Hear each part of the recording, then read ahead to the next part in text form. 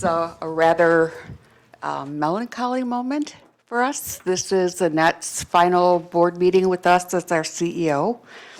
And in recognition of that, we have something I hope I don't break when I pull out of the box, something for you to remember us by in the way that we will remember you. In what it says, presented to Annette Downey, you epitomize the change you wish to see in the world. Thank you so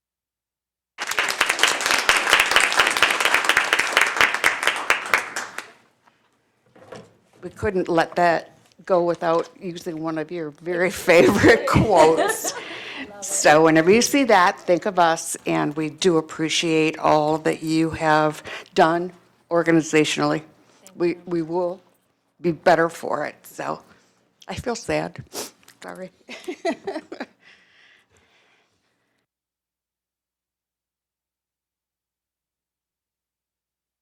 The next item is approval of the agenda. Are there any changes?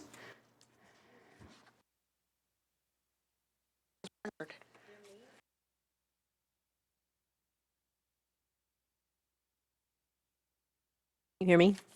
Okay, so under the section,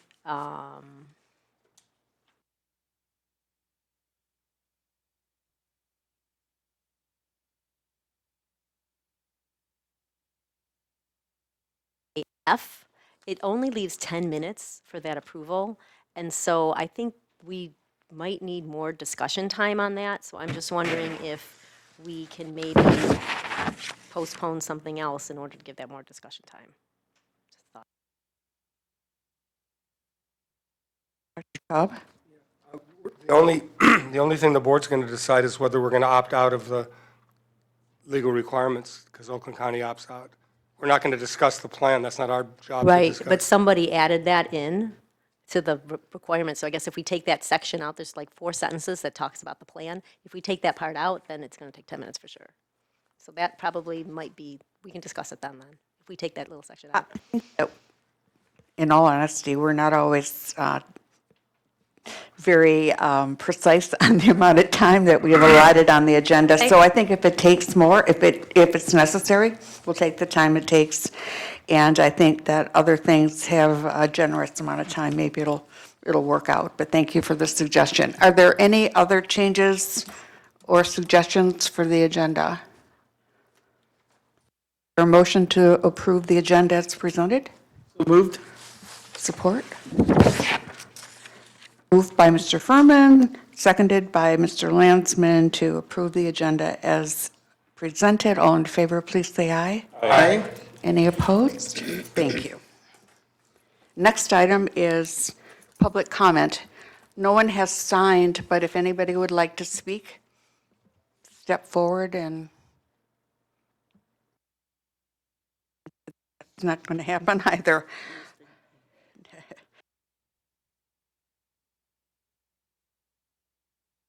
Item is an item to approve and accept the items in the consent agenda. Is there a motion to do so? So moved. Second. Moved by Ms. Newman, seconded by Dr. Klotz to accept and approve the items in the consent agenda. All in favor, please say aye. Aye. Any opposed? Thank you. Our next item is stories that inspire hope. Always a highlight to our meeting. We look forward to these stories very much.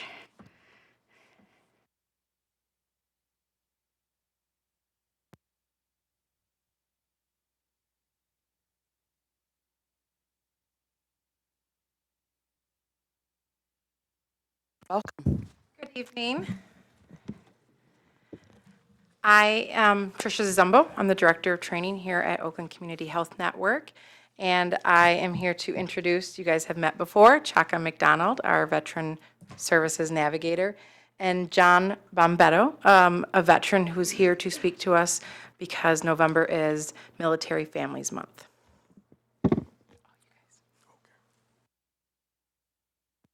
Excuse me. Definitely thank you for inviting us out tonight to address you. Mr. Bombetto and I met over the summer at a veterans event that OCHN hosted in Southfield. He was not working for, but volunteering with Buddy to Buddy. And immediately we struck off a very, like a friendship. Definitely a friendship, and it's definitely evolved since that time. He's allowed me to be a part of different aspects of his life as things have transitioned for him, work-wise, family-wise, things like that. So naturally, when Tricia asked me, "Hey, do we know of any veterans that could speak to what the need of veterans are?" And I know, how can one veteran speak for the millions? But my interaction with John, he pretty much encapsulated much of the sentiment, many of the various issues that seem to be very fluid within the veteran community, be it from my veterans that served from Korean War to OEF, OIF to current conflicts. I see a lot of the similarities that a lot of these veterans, men and women, are going through. So that's why I naturally asked Mr. Bombetto to come and attend and speak to what he's experienced since leaving the Navy. So you came here to speak, to hear from Mr. Bombetto, so I want to pass it over to him. Please forgive me, I'm a little nervous here. But yeah, thank you, Trish. Thank you, Chaka. I'll just touch base from when I served in the Navy and now. So back in 2001 to 2005, I did serve in the United States Navy out in Sigonella, Sicily. There was a few helicopter crashes that did occur while I was there, while I served. I worked on 2 of them. Specifically, I did fly on them. My supervisor actually passed away in one of them, the one who really pushed me to be that aviation mechanic. So after I got out, so from 2005 to 2007, I was very motivated, very goal-oriented, and I was 2 to 3 jobs actually at the time, and then I was going to airframe and power plant school out in Willow Run Airport to become an aircraft mechanic. So after that, got my certification, then I got a job out in Connecticut over at Sikorsky Helicopters building Black Hawk helicopters and everything and anything that I was able to do. So I was working the second shift at the time. I got into a bad relationship, got into substance abuse, and very big time debt. So I thought coming back home was the best ordeal, coming back to Michigan. So back in 2012, I moved back home and I started working at Selfridge Air Force Base. I actually moved back in with my parents. Obviously not another good thing for me. I'm 30 years old and I'm living back at home with my parents. So my problems stayed with me. They never left. I thought leaving Connecticut I could get away from my problems. That never happened. So when I came home, I never worked on that. The problem stayed with me. So I ended up losing my job at Selfridge Air Force Base. I failed the drug test.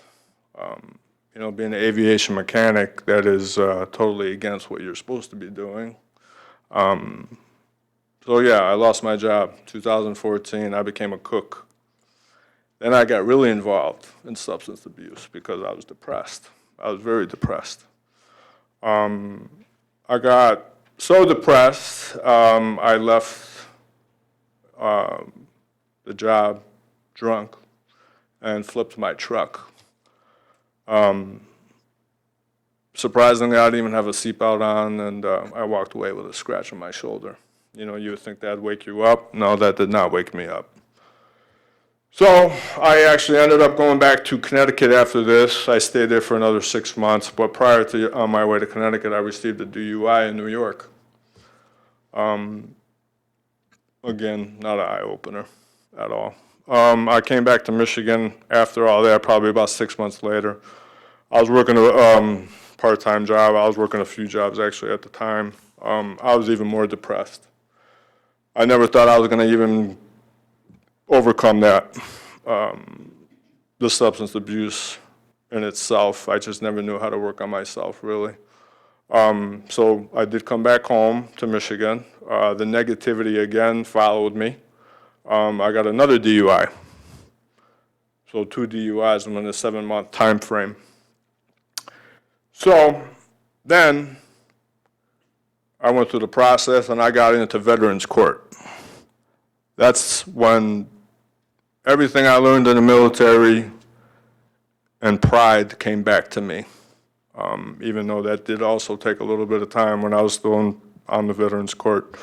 I thought I could get away with everything because that's just what I thought, being under the influence, you think you can tell anybody and everybody and you'll get away with it. But that was not the case. The judge had enough with me and she put me away for 3 days in jail.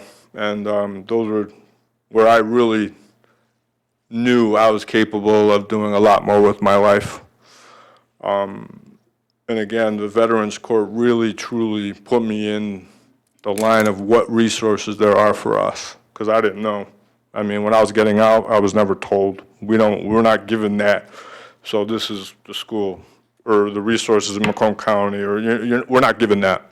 We're not giving a game plan, so to say. So while I was on probation in Veterans Court, my now wife came into my life, and it was definitely the best thing that's ever happened to me. Again, I lost meaning. I lost, everything we did in the military there was a meaning behind it. Everything we did, it was a mission-based. I truly lost meaning, but then when my wife came into my life, I knew she believed in me. She knew everything that happened. She stood by me even when I was on probation. I even got to the point where I was jobless at one point. But again, the Veteran Court, the support of my wife, the support of my family, I worked hard enough. I realized again what the military gave me, and I actually got my career back in aviation. Again, I never thought that was going to happen ever. But again, I'm touching base on Veterans Court for a reason, because again, that was where I was given that you served our country, so we want to serve you. We want to help you. And that's where that really came about. And now, like I said, I got my career back. We just got married in May. We actually just closed on our house today. And I'm going to be a father. So those were things I never thought were going to happen, but it came to light after being in the court system, and having my wife support me through these hard times. That's when it really opened up my eyes. But then again, got me to the point where I wanted to serve others too at the same time. I'm with Buddy to Buddy, and that's how Chaka and I both met. I want to help. I feel there's there's a lot more that we need to do for us brothers and sisters that served. Again, the Buddy to Buddy it's based out of U of M. Just another outlet for me. It's my high to help others, really. And again, Chaka and I have talked about certain things where there's a little bit, there are things out there for us, but there's not enough to keep us, give us that meaning again.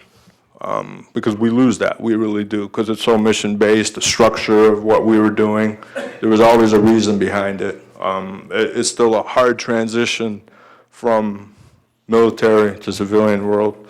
And again, I just, like what Chaka and I have talked about with, just wanting to help others, have like a veteran AA program, so to say. You know, it's just where veterans can go to, they can talk about their issues or even work out.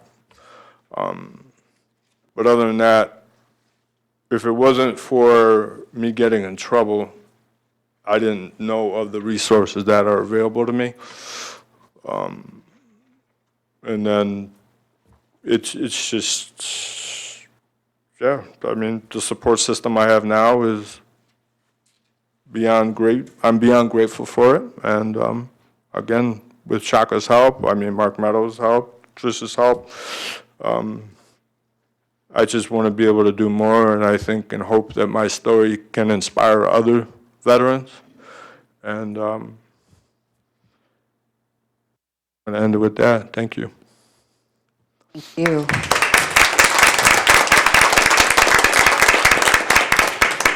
Do you think your wife would be willing to stand up so we can appreciate her as well for all she's contributed?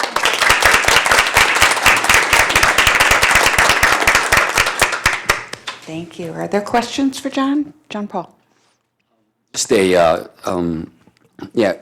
statement and a question. I want to connect you with a guy he's the director of the Wayne County Veterans Court out at Frank Murphy Hall Circuit Court. They have the largest veterans court in the state of Michigan, and he's a veteran himself. They do a lot of good work, a lot of great work over there. And I know that leads to my actual question is that have you ever thought about doing peer recovery work or as a peer recovery mentor or a peer recovery coach, they also call them? It's a really big movement in the treatment courts, the mental health courts, the veterans courts, the drug courts. They're all using them. And there's been a lot of early data that has shown that they are extremely effective. Something about the peer that has actually had the experience, and in your case, not only the veteran, but also having the experience of having gone through that kind of court program, is able to bring something to the table that no probation officer, no administrator, no other court personnel can bring. And I think that would be a good. I know you're a mechanic, or you do the airline mechanic helicopters, but something that what I'll do is I'll connect with Chaka and get you my information and put you in the right direction. So I definitely want to get you connected with John, and I think you'd be a perfect type for being one of these peer recovery coaches, because they are doing innovative things in treatment courts all across the state of Michigan. To answer that, actually, I would love to honestly do that. You made a good point of, not a probation officer is not going to really understand. I mean, since I am a veteran and able to help possibly another veteran who has had the same circumstances, I mean, I think I could definitely help in that and would love to, actually. I want to give you credit, too, because I love your idea. I've never heard of that before, and I think it's fantastic of a veterans AA meeting. Because we see these AA meetings, and a lot of times, sometimes we have juveniles that are going into these adult AA, but having these specific AA meetings for veterans, I think is that's a pretty powerful thing that I'm actually going to take back to my work, so thank you. Are there other questions or comments for John or Chaka? What? Comment. Thank you so much for sharing, and congratulations on your new home and your new baby that's coming. It's really, really wonderful, and we really appreciate you coming here. Thank you. Very much. Anyone else who'd like to make? Okay. Thank you, John, for sharing, because I know it's not easy opening up about what you go through, but you came out of it on the other side, and I'm very, very happy to hear your story and meet your wife and hear about your successes. And I'm sure all of what you learned through all of this is going to help a whole lot of people. So thank you for sharing. Thank you. Anyone else? Sarah? I'd like to say thank you for sharing as well, and thank you for your service. Happy Military Family Month and Veterans Day. Yep. And I'm really struck by the fact that through everything, you got your mechanics license certification back again. I don't know how you did that, but that's pretty impressive. The other thing that strikes me is you brought your wife, and I think that says a lot about you and about her. And obviously, you guys are working together, so that's your best support right there. Thank you. Welcome. Anyone else at this point in time? Adam? Again, thank you for your service, and I'm glad that the mental health system was able to support you. Not saying that you did that for that support later on in life, but I'm just grateful that the mental health system can support individuals who've given us so much. So thank you.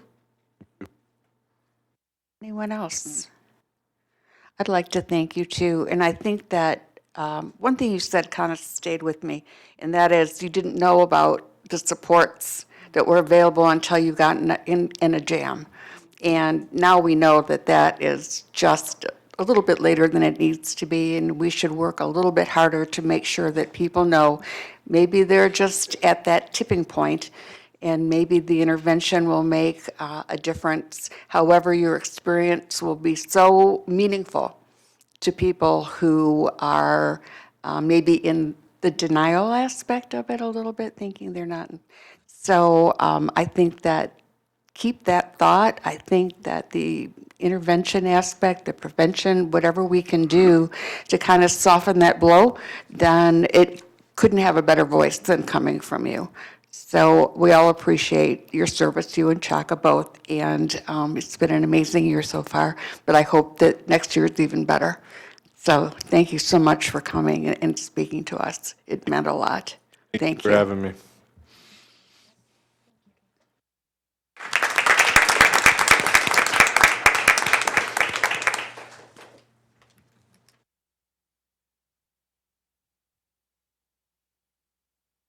Next item on our agenda is the CEO search update.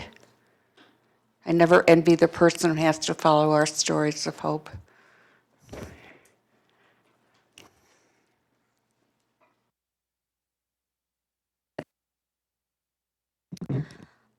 Thank you, everyone.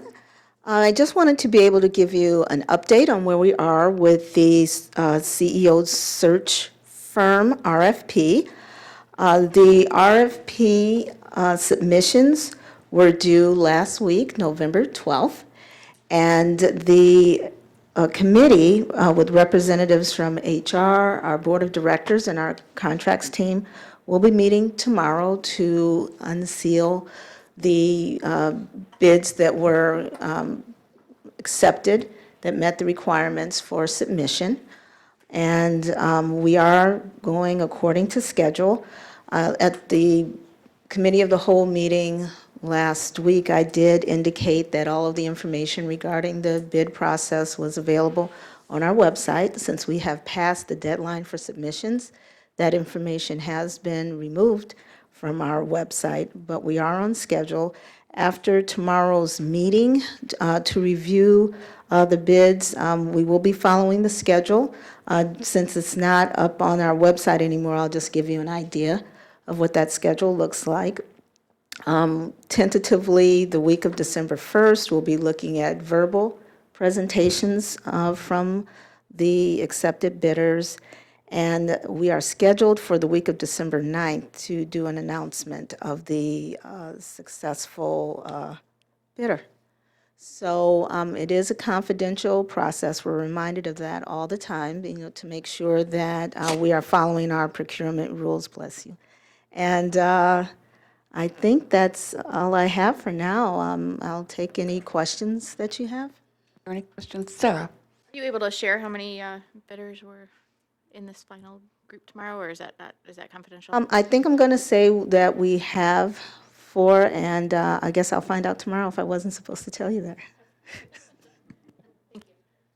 Ask for forgiveness rather than. Are there any other questions for Edna regarding the, where we are in the RFP process for CEO recruitment firm. I will say that I think we are in really excellent hands with our contracts team. Their process could not be more professional and by the book, well-documented, transparent when it needs to be, and I feel like we're going to come through this process very strongly. I really commend our contracts team. I think those of us who are on the review committee would wholeheartedly support that statement. It's made it just a little bit less daunting, but the professionalism has been remarkable. Okay, thank you. There are no further questions for Edna? Thank you. Next item are the financials for September.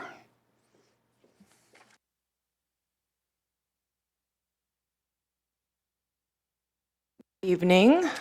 Evening. What you have in front of you, I brought Richard back, so luckily you guys all met him last week. Hi, Richard. So what you have in front of you is the old version of financials and what we're proposing for the new version of financials. So I want you to not look at these as far as numbers go. What I want you to look at these for is for the content and the layout. So please keep that in mind. We have not gone through year-end processes, so these numbers are nowhere near final. We haven't reconciled or done any of the year-end accruals that we would typically do. But as we walk through these, and Richard's going to do that in just a second, the idea is to talk through the way it's laid out and the content you're being provided. And what we're looking for is input from you all on that. So, Richard? So I am going to make the assumption that you are familiar with the financial statements that you guys have been seeing in the previous months. We did include them so that those that like to look at some of the details can see that it is, again, incomplete data, but it is the same data that we're using for both data sets. So that being said, I'd really like to walk you through what we are proposing for the new financials, which it starts on page 42 of 48 for the packet. So if we could.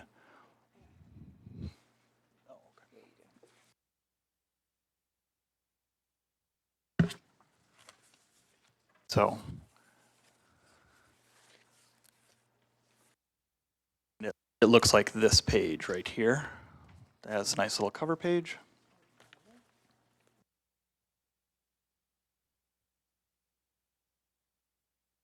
Is going to try to bring up on the screen so everybody in the audience can see it.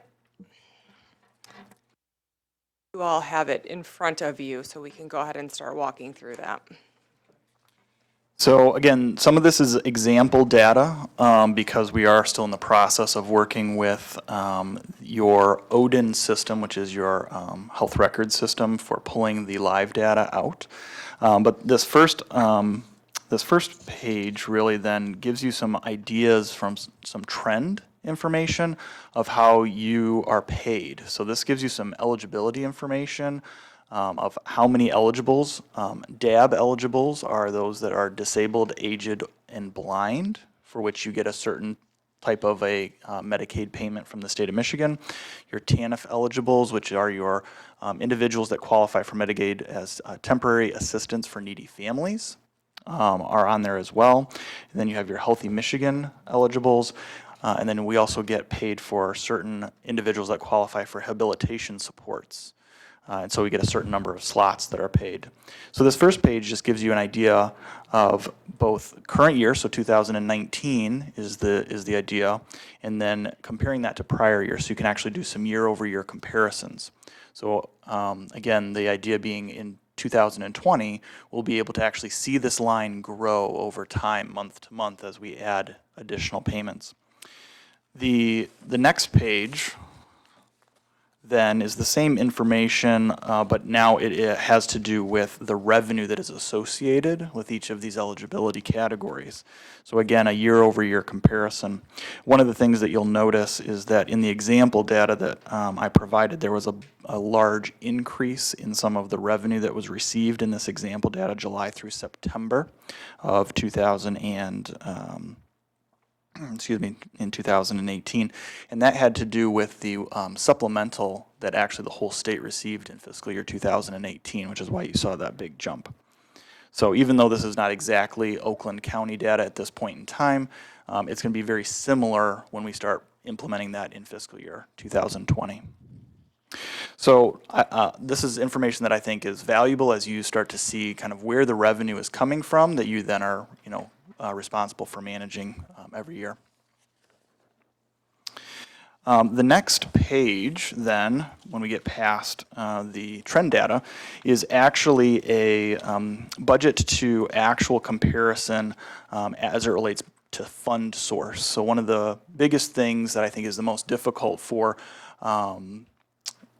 I would say CMHs in general across the state, but to be helpful for the board is that while we have a large budget, that budget is compartmentalized into different funding sources. Your Medicaid funding source, your Healthy Michigan funding source, you have your SAPT block grant or your substance use disorder block grant dollars, and then your state general fund. And each of those have different limitations on what you can and can't do with that money.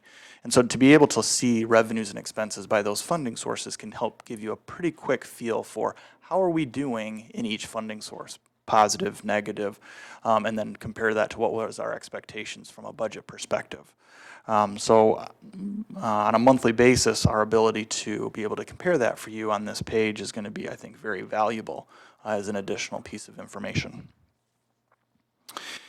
As we move on then, the next page is the statement of net position. This is going to start to look much more traditional from that perspective. You have your assets and your liabilities broken out into the different categories. At the moment, these align very similar to what the audited financial statements look like at the end of the year. And the advantage there is then we can actually compare to the prior year audit balances. So what we've done, just to walk you across some of the columns, is we've included what we consider the mental health operating fund as the first column, the risk reserve in the second column, and then a grand total in the third column. We compare that to the prior year audited balances, and then give you a little bit of a change year over year to see how are we doing in different categories.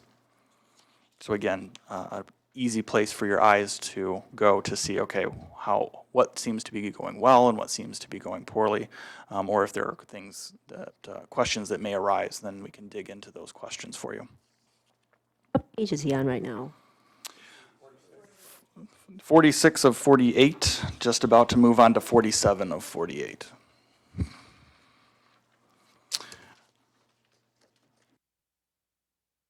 Moving on to page 47 of 48, again, similar type of layout, but now we're looking at the operations, the statement of revenues, expenses, and changes in net position.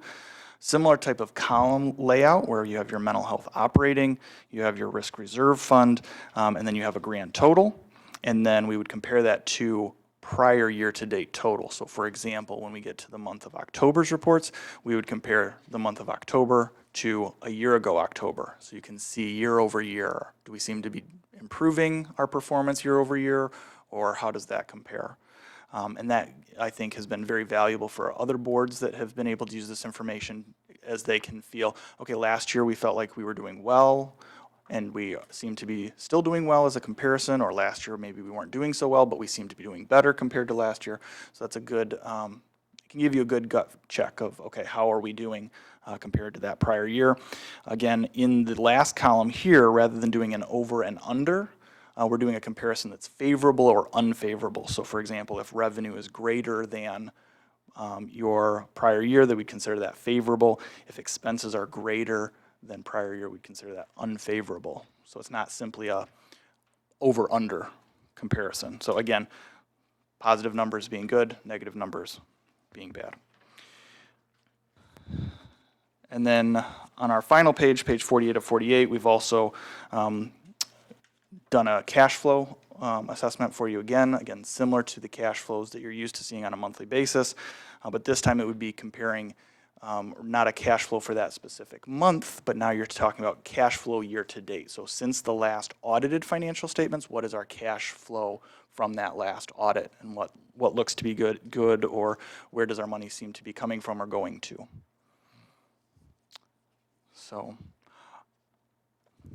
I don't want to spend a lot of time on financials, even though it's super exciting stuff, but hoping for some feedback from the group on what do you like, what do you not like, so that when we start actually bringing this information out in fiscal year 20, we can try to tailor it to your needs.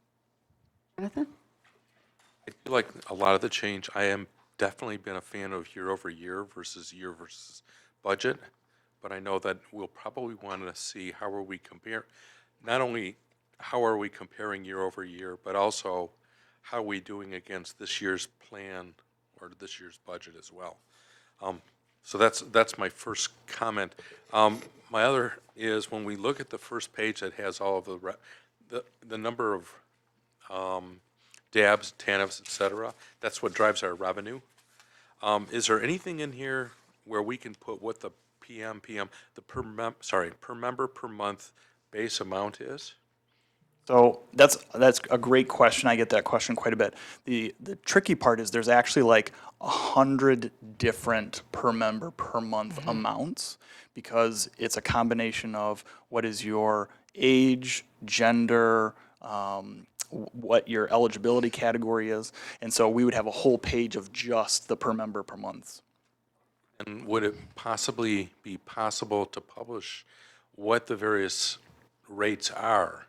Because no, I knew we had about a dozen. I didn't realize per program, I didn't realize it was that many actually.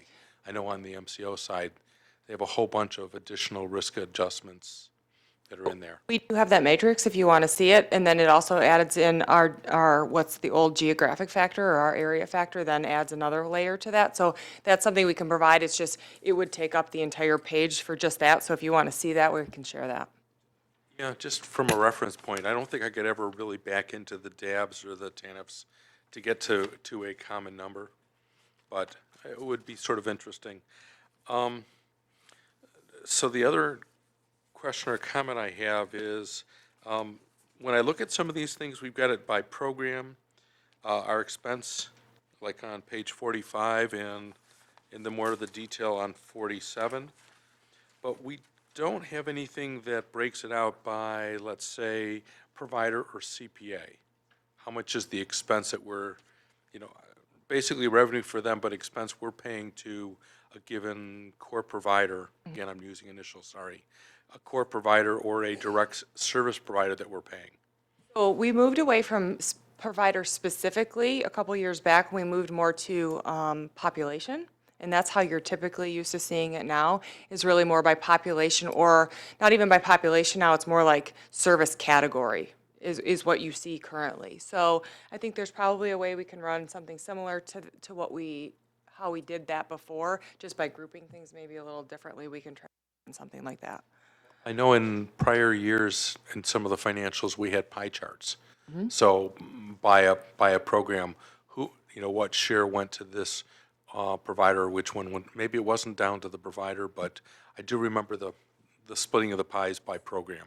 So you'd like to see some sort of visual related to proportional for service category or provider specifically? Service category would be probably a little easier from a general ledger perspective, the way it's booked. Yeah, just helps us get a better sense of, where's Easter Seals participating in providing support to our people, whereas Common Ground, et cetera. That's why it just gives us a better sense of who's doing what for us, and actually not for us, for the people we serve. Those were my questions. Thank you. Ruben?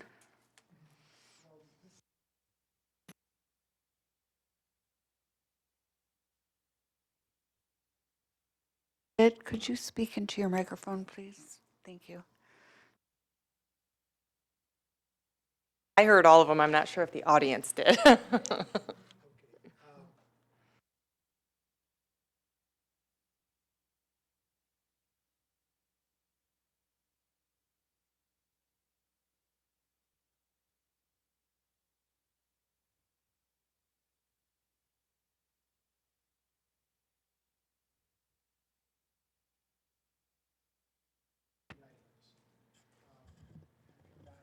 Report. So am I to understand that these numbers are not accurate? Or? No. Those are Okay. very draft. We haven't been through our whole year-end process, and typically we Yeah. don't bring you September yet, but. Okay, that's a relief.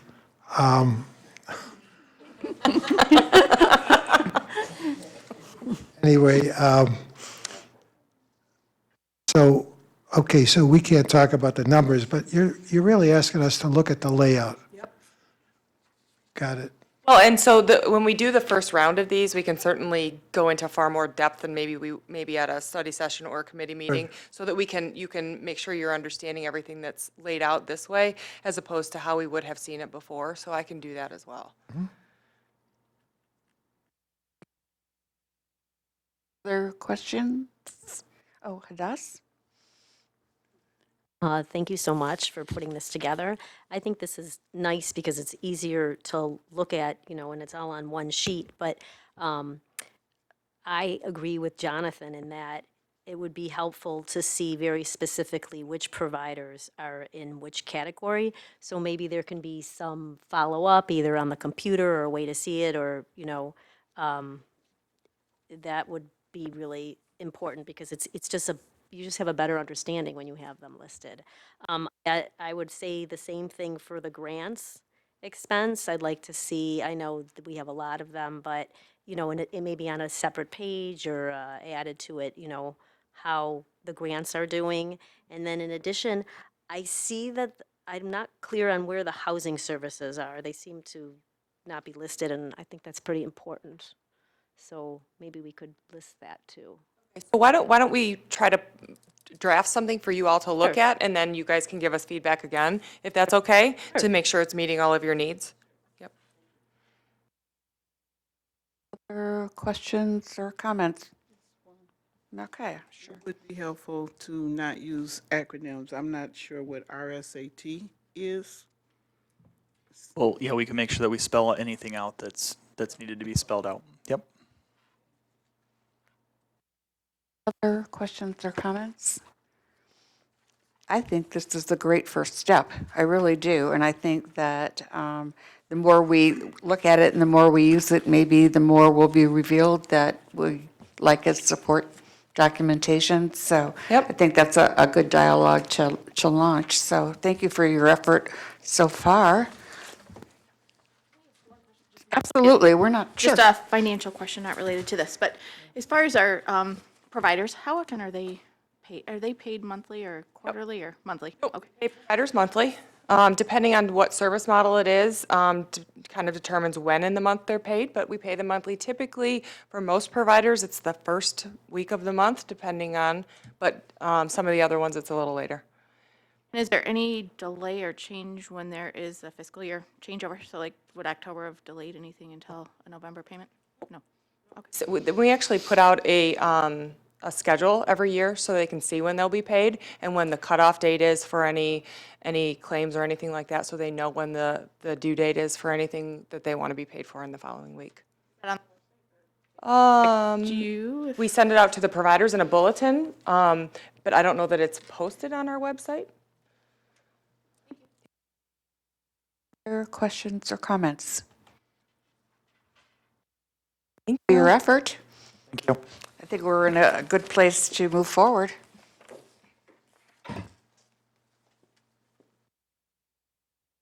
Next item on our agenda is an update from Honor.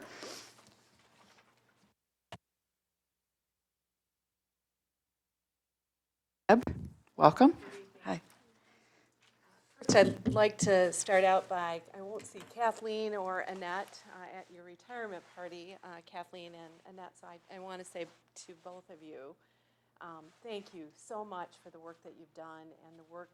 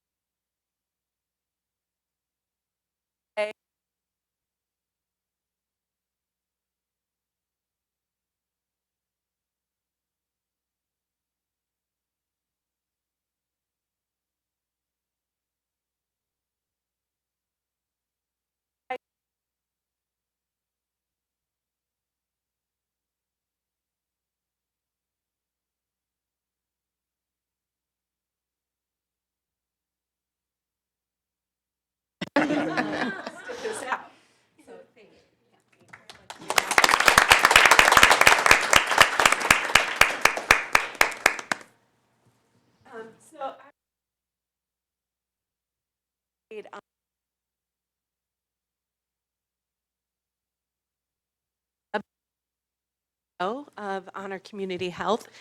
And today I'm going to give you an update on what's happened over the last year with Honor.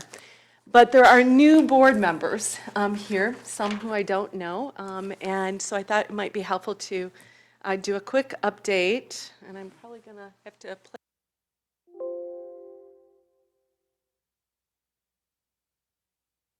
Is not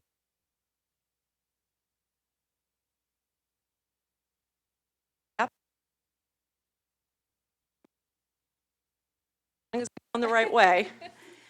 So some of you may not know, but probably 8 years ago, 7 years ago, you had a vision. This board had a vision with the CEO at that time to create a network of primary care centers working with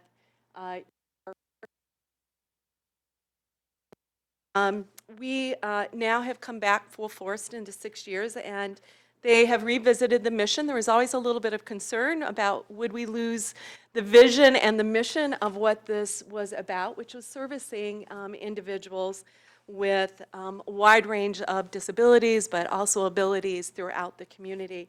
And that board has stayed very true to that mission at that time, as you can see. We've expanded out. I hope that you had a chance to visit the dental bus that was out in the parking lot.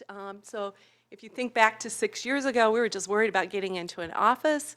You know, now we're doing mobile services. I want to talk a little bit about this model here because we've grown quite a bit. We're now up to 16 sites. And some of those are different, and I want to point those out. We have our primary care sites, which are our Easter Seals sites, our CNS sites, our OFS sites. Those are our core ones. It's also where we see our most complex patients, particularly Easter Seals and CNS. So your investment in us has really been very true to what we've been seeing come through. The other one is family medicine at Pontiac General. That's not surprising if you think about when family medicine started at Pontiac General. Common Ground was right around the corner from family medicine, and so many of those patients still continue to come. We have Jumpstart. We're now at OCHN doing that part-time, and we are at our Summit site, which I've talked about, in our Plum Hollow. Our dental is Joslyn. Sad to say that tomorrow I'll be presenting to our board that we stopped seeing new patients at our dental site because we are so booked up in advance that we feel that we're doing a big disservice to patients and not being able to get them in. But we now have a mobile unit, and we're looking at how to use that to triage patients in the community to be able to get in for immediate care. So dental continues to be a huge, huge need in this community. We're seeing that. We're at capacity. It will, I imagine, tomorrow be a very difficult decision for the board to put a hold on taking new patients, but that is where we're at. Our school-based health centers program has really expanded this last year. We've been in Children's Village. This has been a unique partnership in terms of bringing healthcare services in for individuals being serviced through Children's Village, but we are now in, as you can see, several schools providing both primary care and mental health services. There was a big initiative that we played in working with the state to maximize revenue services through general fund dollars, to bring in new dollars where schools can bill for services beyond just those children in special education. So starting October 1, the state or schools now can bill for all services for kids with with Medicaid in the schools, not just children with special needs. And that is a huge thing, and probably something we as a community should really be taking a look at over the next 3 years, is really how to benefit that piece. Let me go back, got my arrows here. Unduplicated aggregate users, this is a really important number. So you'll see back in 2012, we started with 3,500 patients. We are now up to 30,000 patients, unduplicated patients coming into the center. We're probably close to plateauing out throughout all of our centers, but you can see the steady incline incline going up in terms of servicing patients there.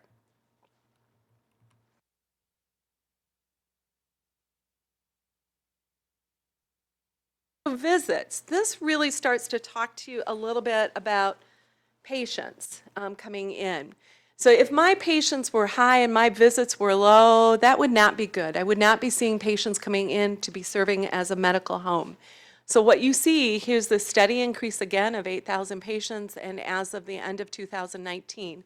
Now, these is data that we report to the federal government. So every year in February, we submit data. It takes 3 months. They scrub that data. They send that data back to us. And then in August, we validate that data. We say, okay, yep, we agree with you, federal government. And then they publish that. They publish it in comparison to other state FQHCs in the state of Michigan. They publish it in comparison to other FQHCs across the nation. So this is data that we're looking at, which means we can only include visits that are through our certified FQHC sites. So in some cases, it may take 3-4 months to get that site certified. We cannot include any of those visits into this. So this actually is a bit higher. The same thing with our users. So if you look at that, it's 189. That comes roughly, I think Jonathan's probably adding it up to what the average. So that so 6.3 visits. So it is very good. So we have not adjusted for the number you'll see here. I'm always looking at the number of visits. So Jonathan's got that number in. We haven't updated this one from our August, or from 18. 3.9 visits per patient is a steady increase. I consider anything less than 1.5 to be an acute care center. So you're going to have some patients, for example, CNS patients and Easter seal patients, I'm probably going to see 3-4 times in a year's time, if not more. Some coming in for OSHA, I may only see twice a year because kids tend to be healthier than adults who have serious and chronic persistent issues. So the fact that we're at 6-point visits means we're servicing as a medical home, and that's what you want. You want us to be coordinating the care. It means they're most likely staying out of the emergency room. We're now up on ping. We know when our patients are in the ER room, and we're coordinating with that care coming back in. We're now level 3, which is the highest level of PCMH certification, patient-centered medical home. You go through a very aggressive process where you come in and you looked at a series of things that you're delivering to patients. And so now all of our sites are as well. I think this is important to take a look at. So our level of employees has grown. So when I first started there, we had 24 employees. At the end of 2019, we're up to 130 employees. So I think that speaks to we're running a well organization. There are 4 FQHCs in the state right now that are looking at filing for bankruptcy. Because of how the financing is set up and the visits that are set up, everybody thinks you make a ton of money. But if you really aren't looking at the payer mix and you really aren't staying ahead of where healthcare is going, you could quickly slip back into not a good situation. 2 of those are in Detroit. 1 of those I just got a call today saying, is there any way that we can help them out? This is really telling. So this gets into what's our shared patient base on this. 45% is shared patients. We had been up to 55%, but I think that's dropped because of the number of school-based health centers that we've added, and we've added that patient. Generally, you're not going to have a high volume of school kids necessarily into CMH's system in terms of being recorded. Still, almost half of our patients are CMH patients shared, and that's no longer reporting verbally. It is actually looking at the OCHN system between both systems and validating Debbie Brinson is being served in each of these systems. That's an important piece because when we get to the payment mechanism, you're going to see why that has been really very, very helpful for us. Demographic information, I'm going to just quickly go through. You can see that there. Payer mix. This says it all. So as I look at it, and I've said this to you every single year, I'm looking at payer mix. If we're going to survive, I got to know what my payer mix is. And why that's important is if my patients, your clients, the community has a level of insurance, it guarantees that I'm going to be paid. As an FQHC, the more Medicaid patients I'm seeing, the better off, because generally general practices don't see Medicaid pieces. So you'll see here 56% of our overall payer mix is FQHC reimbursable because they are Medicaid. But what I want to show you is the interesting trend that's starting to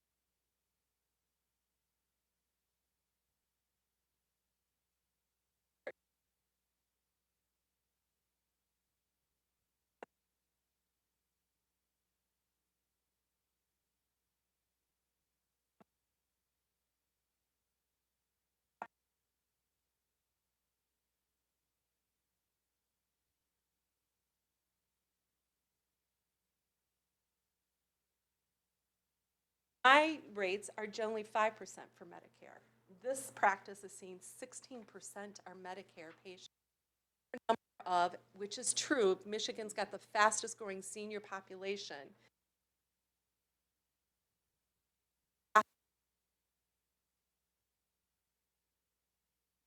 If I'm looking ahead to see how we're going to survive in 5-10 years, I'm looking at this really closely.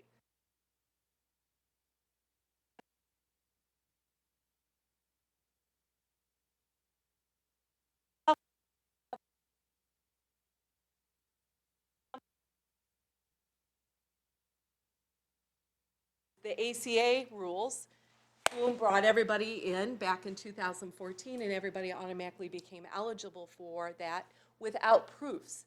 As those requirements became tougher and tougher, more people are saying, I don't have the proofs to show that I'm eligible for Medicaid, and move to this self-pay. This means uncompensated care. Means I am not going to get reimbursed anyplace else. So now my strategy is to look at as many grants as I possibly can get. And we'll get into a little bit here about the concerns with the work requirements coming up on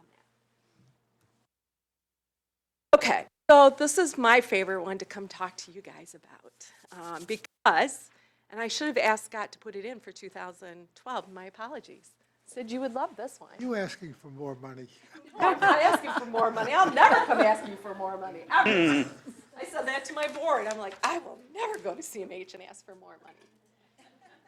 At 2011-12, 100% of your revenue coming in covered the cost of Owen. So 100%, and if you all were here, Sid and Jonathan and others I'm looking at, it was an angst by 2013 because you were pouring in all of this money and feeling like, what is my return on this? So if you remember, Lloyd and I came in probably about 5 years ago sheepishly and said, shit, we're in trouble. Here we need 3 years to really regroup and get this, but we know what we're doing. So look at what's happened here consistently. We jumped our program revenue. This is coming down right here.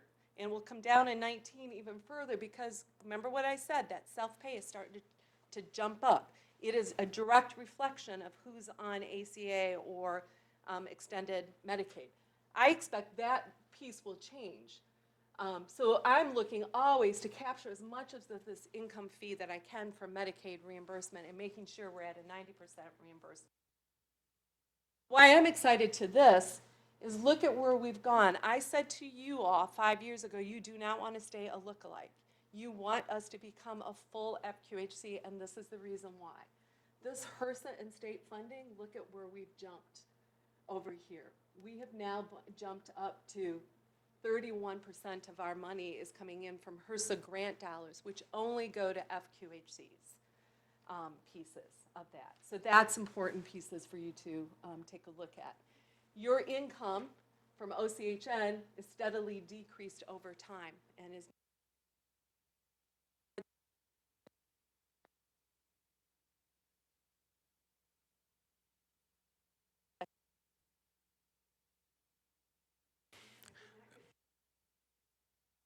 Of course not. sorry, Judith, that's your. So the Medicaid patients that you see, as long as they're Medicaid, you get a higher than normal reimbursement for Correct. the WRAP services still. Correct. Okay. If I deliver a certain set of visits, which is predominantly primary care services and OB services, you're correct. So hasn't that's the changed. reason why I want those Medicaid patients. And keep that percentage of Medicaid patients up there over the Medicare and private. Medicare pays a higher rate than general practice piece, so I like that Medicare pieces of it.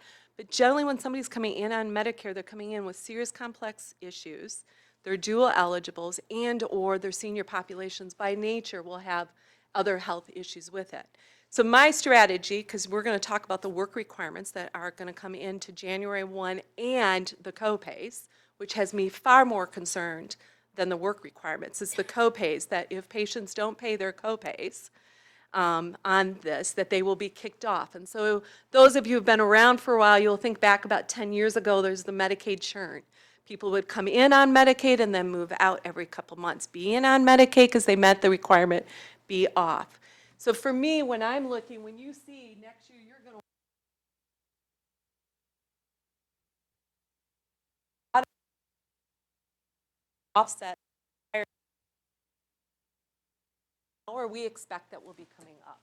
And that's how we're trying to stay ahead of the game, and why I will not come to you, Sid, or to this board and ask for additional money. Okay? Talked about that. Oh, I'm sorry, they did, so you can see, 18, 19, my apologies on that. How it substantially continue, our income fees are now our highest and predominant revenue source pieces of that. And that's what we want to continue, and the grant funds. So between that, you are now then less than 8% funding the overall operations of OWN or Honor Community Health. 5 years ago, you were at 90% or 95% piece of that. So your commitment to sticking this out has paid off. I think it's a good return on investment piece. You can see our budget growth here. So you'll see 2014.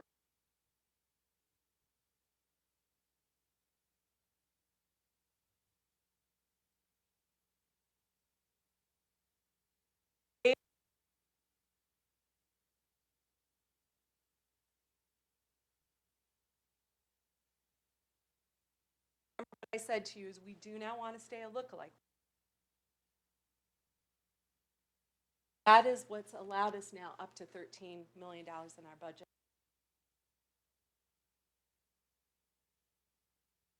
So, you know, I've talked about the shared patients, the investment, startup funding leading to sustainability.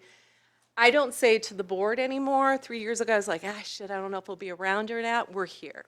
So what do you want to look like? And so that really now has become our focus of what do we want to look like moving forward. There is a certain way of thinking that comes from survival. You think to survive versus thinking to grow and to be centered in the community. And so that is really a big shift that we're starting to go through, both as a board, but also as an organization with staff. Quality of care. So if I were you, you know, now I say to everybody, okay, let's start looking at quality. Okay, we've got the budget coming in, we got patients coming in. So remember, I am judged on my quality scores as an FQHC piece. Health plan. I do all that daily, like all the staff today and tomorrow and the next 3 days. All the new reporting requirements. All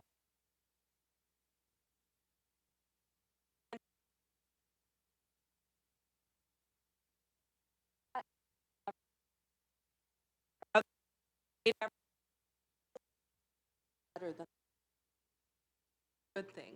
We'll continue to make that, and that really does allow us as an FQHC, for example, they gave us a grant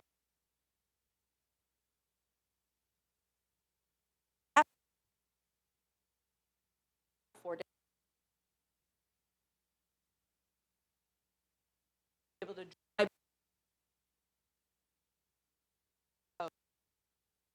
a little bit about them. Okay, well.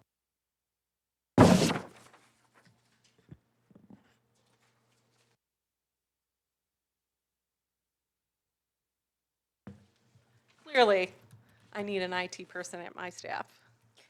I'm not IT, but.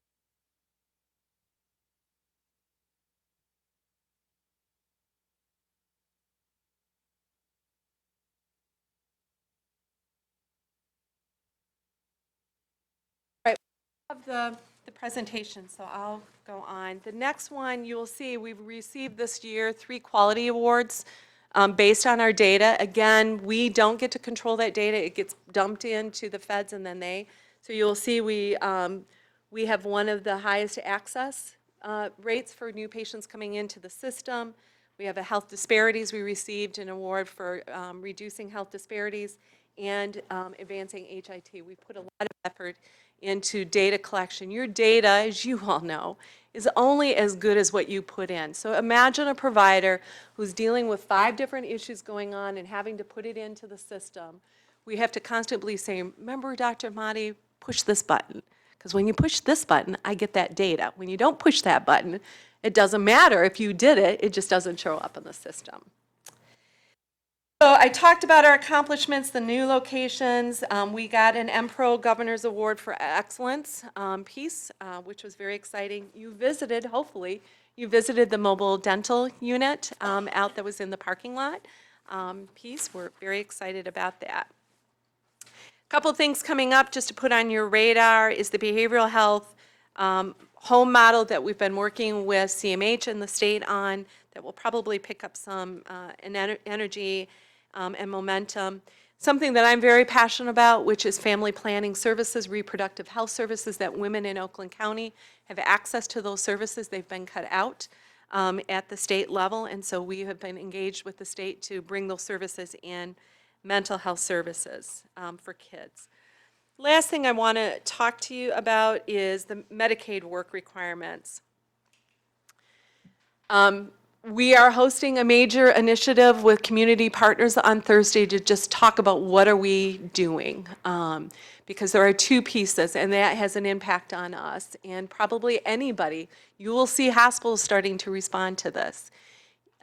Work requirements, if they do not fulfill those work requirements, we want as many people to be exempt right now so that they don't have to go in on a monthly basis and validate that they are meeting the work requirements, which is 20 hours a week for Medicaid. Now, I've done this a long time. I've never seen it applied to Medicaid before, so I think there's a lot that we're going to learn. But if they're moving off of Medicaid, that means they move into that uninsured pooling category, and that is of a major concern for everybody. But the big one that I don't think has had enough discussion is the new requirement that they must pay a deductible, or they must pay a portion, copay, thank you, copay for their visit. And if they don't meet that copay, they have 2 months to get to that point, and then they're dropped from Medicaid. The average copay right now is averaging $50 to $70 a month. I don't know about any of you, but I know my kids would be calling me at times to say, Mom, I'm just that extra short. 50, can you help me make a copay? So I can tell you the patients that we're servicing will struggle with that. And that doesn't have anything to do with a disability. That has to do, are you paying? Now, I'm grateful that they have 2 or 3 months to make that payment and then still continue on, but they have to be at 100%. So if I'm $50 out, I'm now $150 owed to the state in order to continue with Medicaid. That's going to be a problem. And so we don't know what that means and what that's going to look like. And so we readjusted our budget. We took a 30% cut in our expenses to kind of align for those changes that we think could be coming up and won't hit us until the end of the year. Because there'll be that period of time, 6 months, the state's figuring out how does this work, how do we go in and validate it. So those are some of the challenges that I think we'll be facing the next year. So that is a little bit about Owen and Honor. I'm open for any questions if there are any questions.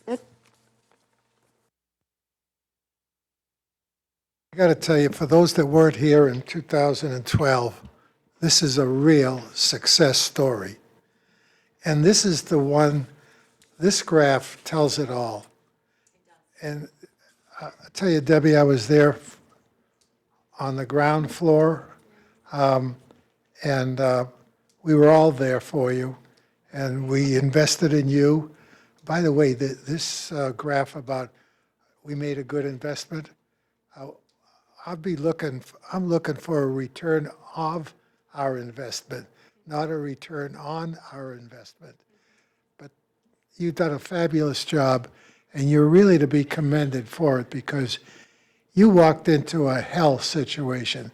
that had no life support that people could imagine.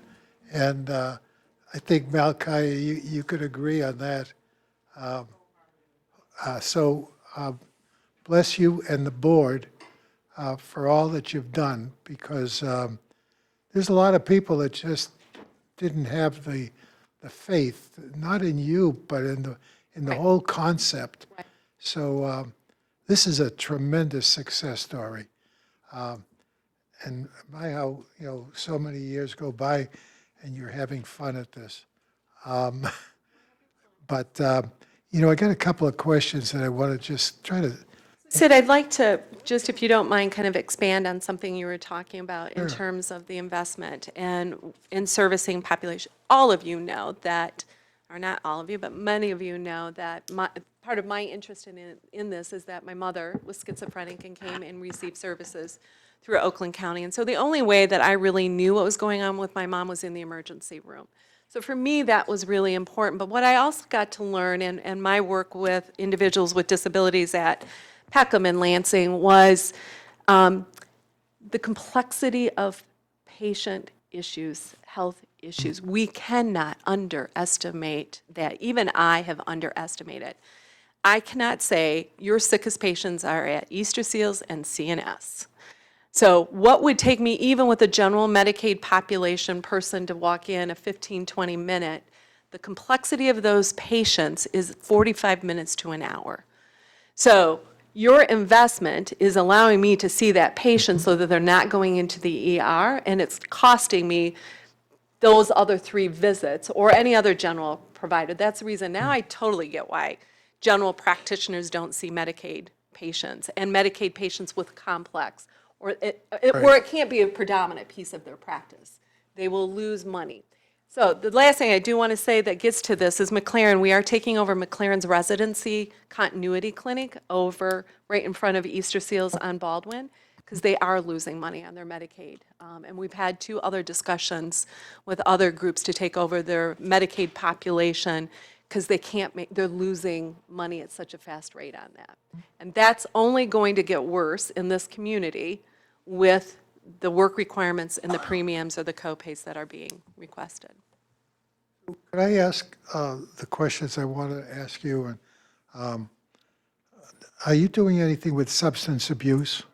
We are. So one of the requirements, and being an FQHC, as I say to everybody, is we're the guinea pigs, or we're told by the feds what we have to do. So we are doing substance abuse MAT and SUD services for our patient population, for our current patients. So we're not opening that wide up to the community.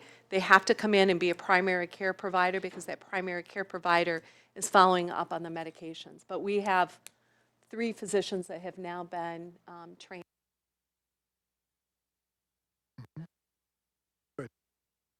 And how do most of the people get to you? That was a major concern about transportation. It is, and I think one of your wisest decisions was to co-locate these into places where patients were. So that has not changed. We don't have a separate location. I do think at some point we need to have our separate location.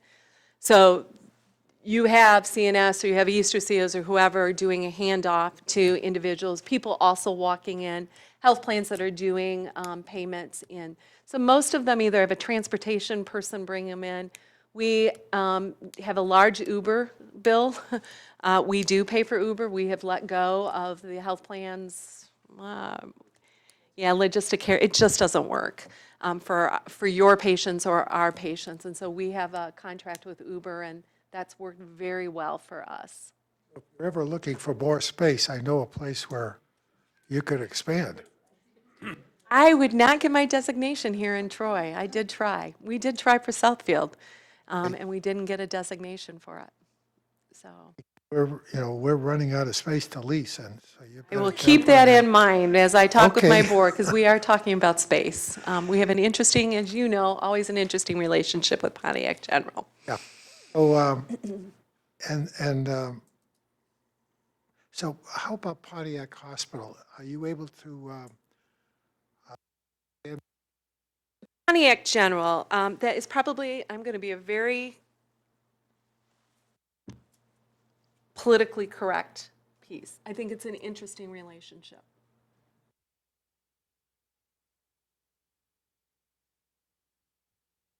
Interesting relationship too at home, but you pumped up my curiosity. Anyway, once again, I think you've done a great job, Debbie, and congratulations to your board. You do, apparently. I know. There aren't issues. I want to Yeah. be clear. There's growing issues. There's lots of things that we can be doing differently and stuff, but we're beyond the survival mode now, beyond the Well, survival. That's good. Malkaya, then Jonathan? Since it called my name, I was determined to go next.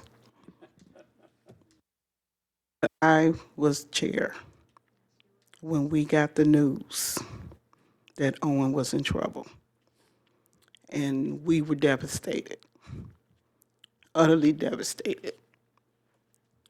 But we found Deb. You were the miracle that we needed. Yes, you were, because when you came up with that matching payment, oh my God, I remember. And I know that we would not be where we are today if you had not been that CEO. And I'm forever grateful for you, for your determination, your ability to stand up under some very tough scrutiny. It was question tough. about It it. was tough, No question. but you stood up to it and you were able to pull Owen. And I thank you for that. And it wasn't easy. It was, especially for my family, because DeBray, my husband, was the chair of your board, and I was the chair of this board, and you want to talk about OMG. So I'm forever grateful for what you did and what you're doing and the success of this project, because it has far surpassed anything that I thought we were going to be able to do when we got the news that it was in trouble. My question is about adolescent mental health, particularly in the Pontiac School District. My retirement job will be to come work in Pontiac schools. We are, Pontiac schools has some real serious issues, as you probably all know, going on. And the mental health issues are substantial. The teen pregnancy rate is substantial there. And I have made a commitment to Kelly, the superintendent, that we will aggressively go after grants to put resources in there. The challenge is they don't have the appropriate staffing in there. Some staff don't feel safe. But I have been working, in part because of Pontiac, in a match strategy piece that Oakland Schools has been engaged in to try to bring in more resources. I think we have to think differently about how we're delivering services and supports to kids there, piece. And until we do that, it's kind of like how Owen is. Until we really can do that, it's really going to struggle there. So we had probably my best nurse practitioner who resigned last year, who said, in June, and came to me and said, I can't handle it here anymore. I've worked in Detroit schools, and this by far is the worst work environment I've ever been in. Not that I don't love these kids and these kids don't respond, but the amount of issues that are going on and the lack of safety. So I think it's going to require a different way of looking and working, and I don't know what that is, Malkaya, on it. But it requires a greater and more aggressive plan Yes. than what we currently have in Yes, place right. at the OCHN level. Yeah, and I think the other piece of it is I think we have to be the one thing that I've learned in meeting with my team last June, because literally my team has been like the stabling team over there through the school-based health center, is I did not take very good care of them. So here they are in a school that is extremely toxic. They're there every single day, dealing with every single issue, security, safety issues on that. And I did not take the time to step back as the CEO to say, what can we do to help you? Because they're on 24/7 throughout that day when they walk through that door, particularly Hispanic students in there. Like, I have a Hispanic counselor in there. I will pay her $1 million to stay in that school because she just can't keep up with the level of suicide discussion that's going on there. So I do think it warrants a discussion. I don't think it warrants, warrants immediate attention, but it requires thoughtful attention, if that makes any sense on it. Just to put in resources without there having a strategic plan and a way to bring them all together is essential. But it also requires us to be attentive to our staff in there. Hard lesson for me, because I think we lost our best nurse practitioner ever. So, and my mistake. One follow-up comment. You weren't here, I think it was about 3 years ago when we had the juvenile justice report, and a gentleman from Children's Village was here. And he made the comment that there are more children from Pontiac schools going to Children's Village than any other school district in Oakland County, and it had been high for over 30 years. We saw the statistics off the charts. And I've been saying ever since, what are we gonna do? What are we gonna do? They have kids that have started their own club because they cut. They are supporting each other because they cut. I had a meeting with Mike Yoakum last night, actually, after our meeting on something else. And so we were talking about we're not able to get dental services into the school because the hygienist has said, I will not go into the school because of the shooting that occurred a couple of weeks ago. So think about this. The shooting occurs, and elementary kids have to walk by that shooting, the scene of the shooting. She can't shut down the elementary school and go into that. Now, that is not right. No child should have to see that. But then in the nighttime, parents become very angry with each other through the open houses and get into a fight, and into a huge, massive fight where the sheriff's departments are called in for that, and they have to stop open houses. So we're in this cycle, and I wish I could say, my background is juvenile justice and working with the hardest core kids in Lansing, and it does take a very different way of operating and conducting educational services in a different way. And I think at some point we're going to have to look at that, or I would suggest that. But again, when I retire, I said to Mike, I'm coming to Pontiac. You don't even have to, I won't even charge you anything. I just feel so strongly about that there, so strongly. What your retirement plans are, but the kids can't afford to wait. Tomorrow. Thank you. We've talked about Medicaid being the critical path to success financially for you, Medicaid patients. And that's what drove the success early on, getting the number of Medicaid persons, number of multiple visits, et cetera. So with your payer mix you're facing in the next year or two, moving to Medicare, have you thought about reaching out to some of the Medicaid payers, the Molinas, Meridians, et cetera, to identify where they see, from a geolocation in Oakland County, where the pockets of underserved, where you might be able to open up shop that would be an acceptable location for an FQHC? We've had lots of conversations, in part with the health plans, because they're having major problems with credentialing providers. They're up to 9, 12 months. So as we've had those discussions, we're not, and when they don't get credentialed, it means I don't get paid, period, on it. So it's been rolled into this larger conversation about how do we strengthen these relationships and these partnerships with them.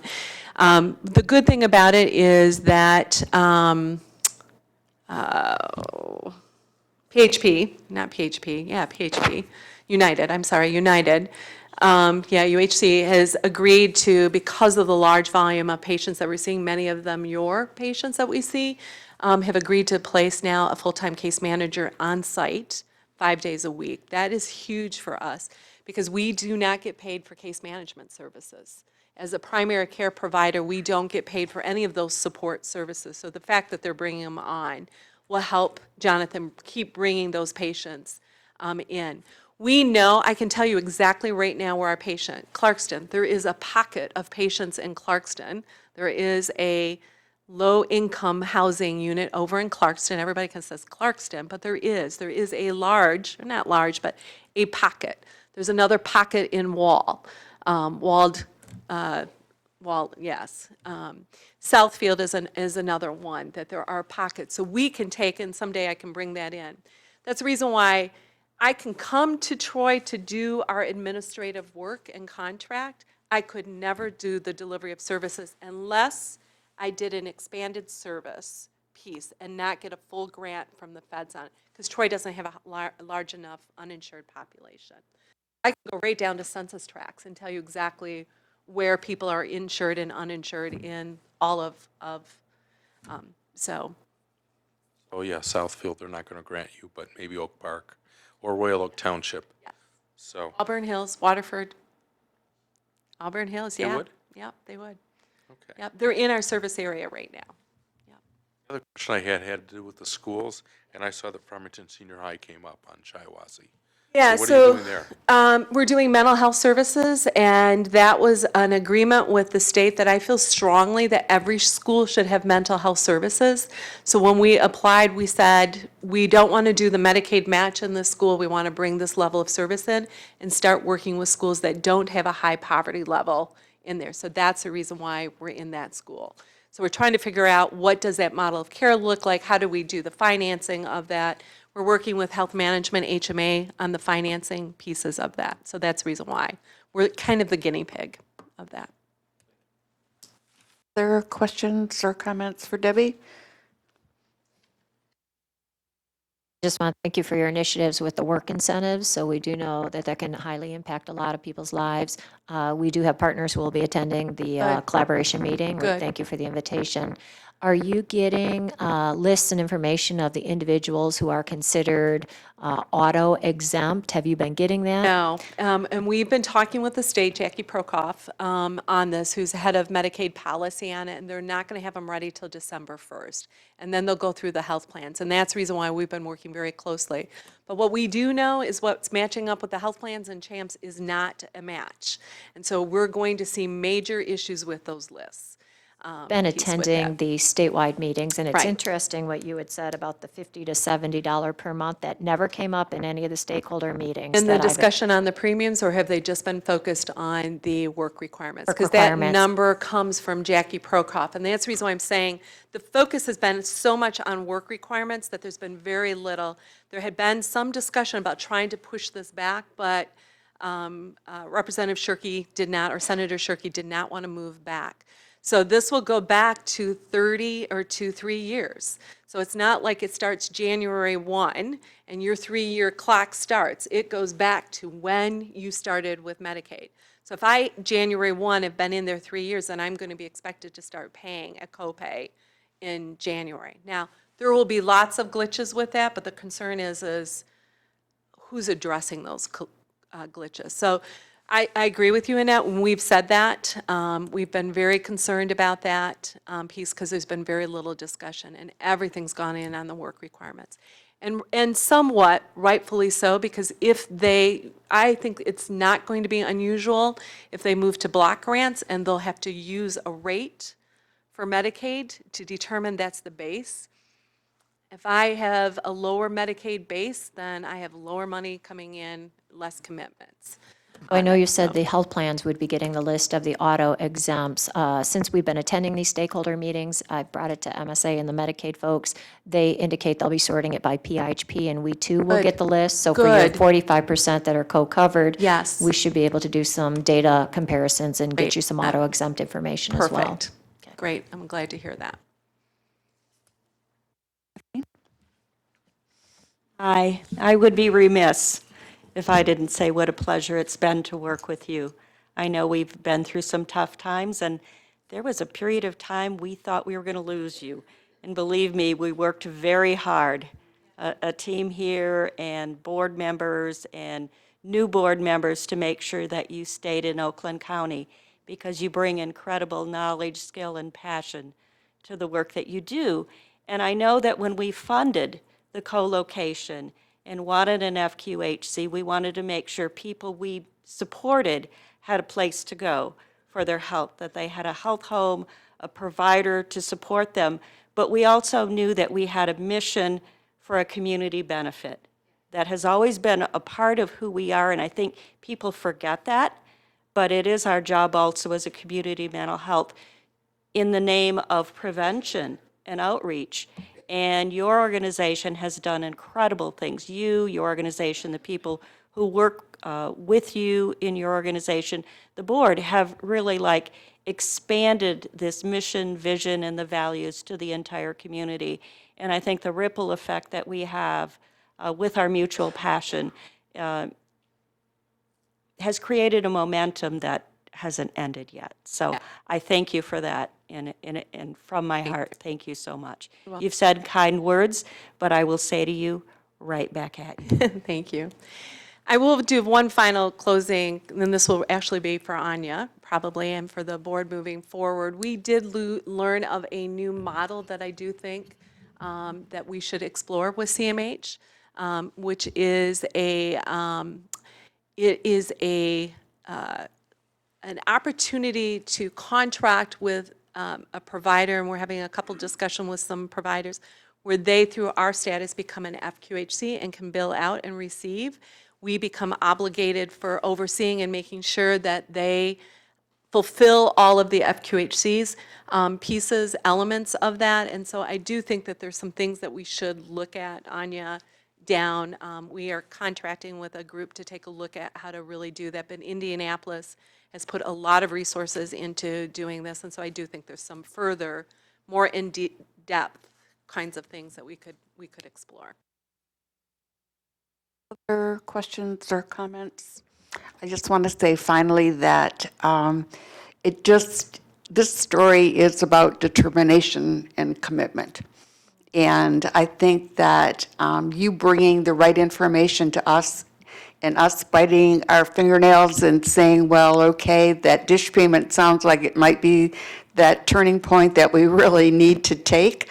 I think, however, you had the vision and you had it in a way that was contagious. And we caught the fever too, and I think that the community has certainly been the primary beneficiary, that people who have access to healthcare that they never would have had, and what a difference that makes in their lives and prolonging their lives in a quality way. It's such an important thing, and I'm a big fan of the dental program. You know, that's always been my thing. And I certainly hope that you can find a way to open up the doors again for Jocelyn. Dental health has such an impact on physical health, you know? Yeah. No question about it. And there's lots. So I don't think that will be, and we're actually meeting with foundations to actually create a second dental location. And that'll for probably that, get at capacity without much effort to let people know, because it's made such a difference to people I know, having had to go through literally the phone book, if there were such a thing anymore, trying to find good dental support that would accept Medicaid. It was, people just quit, they gave up, and having that door open was a very big deal. That mobile unit is fabulous. You know, it is, the potential is endless. So anyhow, thank you for having that vision and sticking with it and making us see it too. So we thank you. Happy holidays, everybody.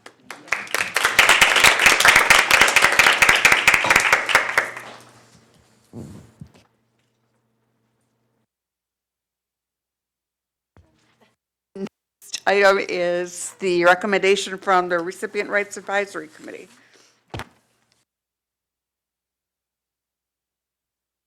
Evening. I bring a recommendation from the Recipient Rights Advisory Committee, unfortunately, to remove an individual that you had appointed in October of 2018. As part of the Recipient Rights Advisory Committee policy, if an individual misses 3 consecutive meetings without notice, they are subject to be removed from the committee. The individual, unfortunately, we're not sure what happened to her. We have tried to connect with her. She is on some other work groups. She has not been present at those. She has not been to a meeting since April of 2019. I have attempted to email, call. We also sent a letter to her home. Unfortunately, I think something unfortunate has happened to her, and we have not heard back from her. So at this point, we need to ask for you to remove her from the committee so that we can appoint another committee member at large. Very disturbing. I'm so sorry that you haven't been able to find a way to at least have some information. Yeah, and this has brought to light to us that, because this individual isn't, the members of our different committees that she's on, we do not know any of her circle of persons, her community. So, because she is a community member at large. So we have decided that we would get emergency contact information from each of our members. So that in the event this was to happen again, we would have somebody to call to check on the person, see if they're okay, see what's going on. Good that you can learn from a very difficult experience. John Paul? Yes. Do we have an address or anything for this person for We like do. a well-being check? Have we sent anybody over for a well-being I've check? sent her a letter. But have we called the police or anything? As you said, something unfortunate may have happened. So maybe just a well-being check just to make sure things are okay. That's a thought. At this point, it's been 6 months since we've heard from her, so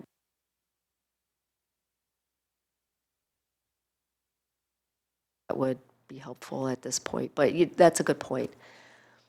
Going forward, maybe.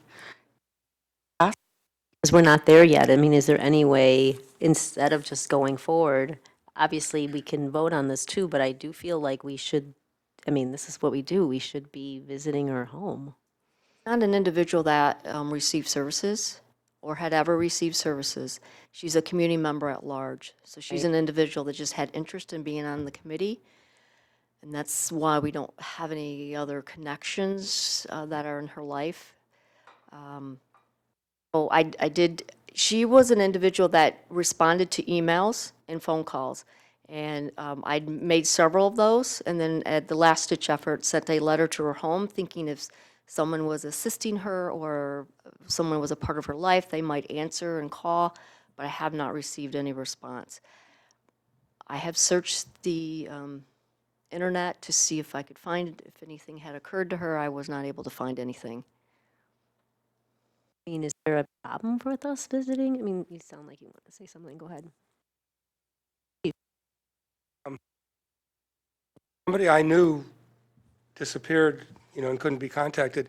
Your local police department, wherever she lives, will do, like John Paul said, a well-being check. Those are dangerous calls for police officers to make, too. But she could be laying on the living room floor dead, or... Unfortunately, I would not be concerned until after a month or two after I had not seen her. Because she's on a committee, and the committee meets on a regular basis. Yeah. Be happy to do that. You just make a phone call. Yeah, we've done that with other individuals.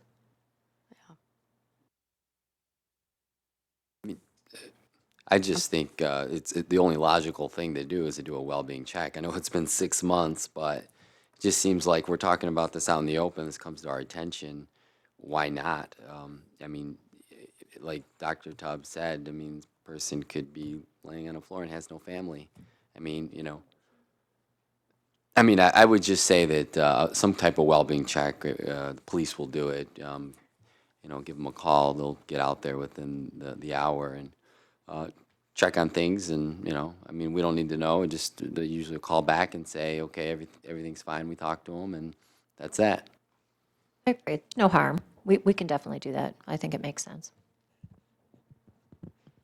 In the interim, is there a motion to regretfully declare this spot on the Recipient Rights Advisory Committee vacant due to the 5 absences, which is in the bylaws for the Rights Advisory Committee.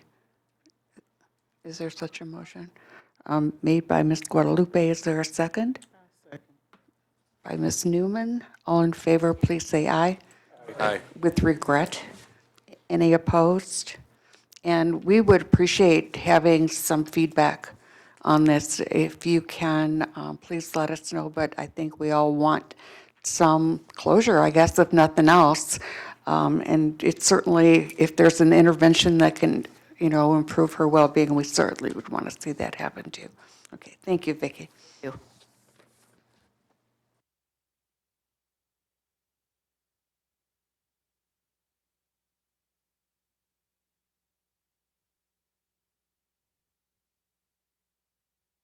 Next item on our agenda is the PA 152 benefit presentation. Edna, thank you.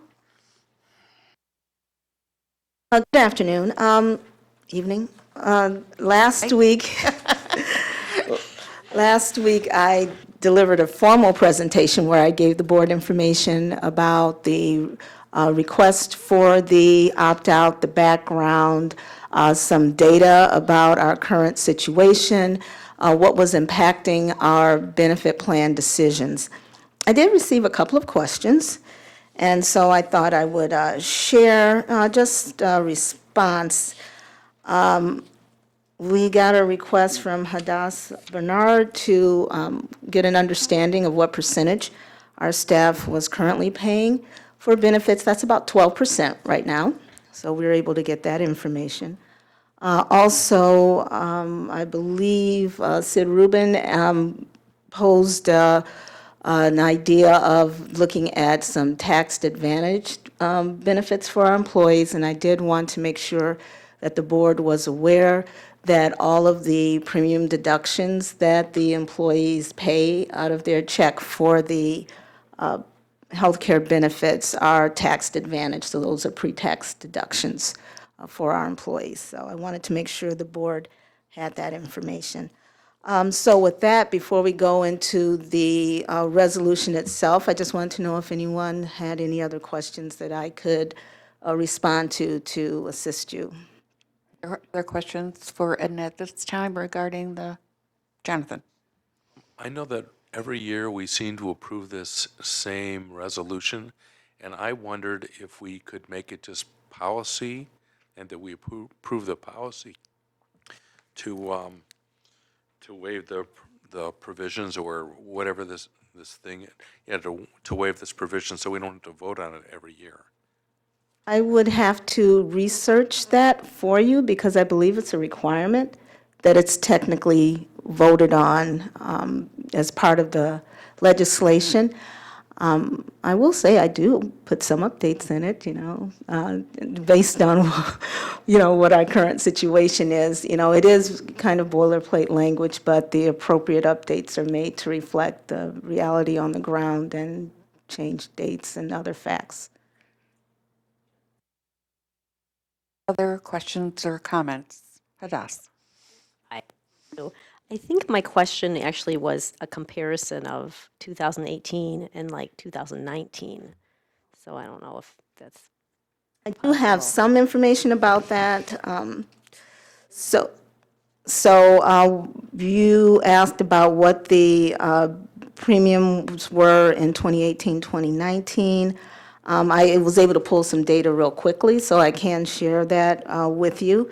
The Blue Cross premium that we paid in 2018 was $1,803,879.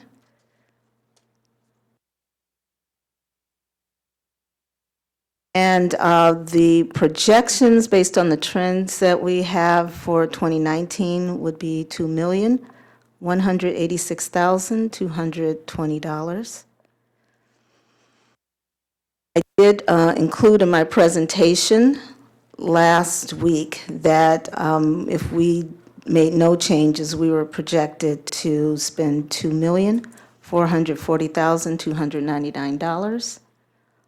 on our healthcare benefits, and I think in the presentation that I did last week, that was projected to be about $254,000 increase. Thank you. Kind of feel like there's two separate items that have been thrown into item F. One is this resolution exemption from Oakland Community Health Network from the provisions of 2011, which I think we all agree that we could vote on. The only issue which is a separate item, really, are, if you look at the paragraph 9 and paragraph 10 have more specifically to do with the plan that OCHN will choose for 2019-2020. I don't think we need to tell, and I don't know, the question is, do we need to tell Oakland Community Health Network what the plan is, or can we just vote and say we are choosing and having everything else in there? Oh, I see what you're saying. Okay. If I understand your comment correctly, you would like to see the resolution just address the opt-out and not necessarily have approval information in there about the plan. The information about the plan is there for your information and to give you some context of what we're doing. It doesn't have to be included in the resolution itself. What I could do, and it would be, what the board would like to see, but I can actually pull that information out of the resolution itself and just include it in my presentations for context. I haven't gotten that feedback before. That would be really great. And then to follow up, I just have a question of when it comes to these types of health plan structures, does the board vote, or is that completely up to, the executives on coordinating and choosing, and is the board a part of that decision-making? The board has not, enough. You can answer best. You want to give it a try, and then we'll see where it goes. Well, it's something we never had to bring to the board before. The only reason we're doing it is because it was mandated by the legislature. So I take your point, I'm presenting this information, you're asking your questions, I'm responding to them. It's not something that we had to bring to the board before, but due to the passage of this legislation, in order to maintain compliance with the requirements, I do have to present it to the board. And I could, present as detailed information as the board likes, or, we can kind of keep it at a high level. Again, some information was included just so that you would have some context and understand, where we were. Very, very helpful. And then just that there is no board member on the HR committee, so that there's no miscommunication on what the, I don't know if we call it an HR committee or the committee for, choosing the health benefits of the employees, just so that there's no confusion at any time of the direction of the board. I think that may be a different topic to consider. Certainly pursue that, but at this point in time, that's definitely an operational decision, and our role hasn't included that. Discussions going forward, changes in how the resolution is presented, certainly can all be on the table. I don't see any reason not to talk about them. Steve, did you have something? It may be operational and not need our input, but it's an expenditure of over $100,000. So we would, whether we're involved in setting up the plan or not, which we probably aren't, we at least need to approve it because it's over $100,000.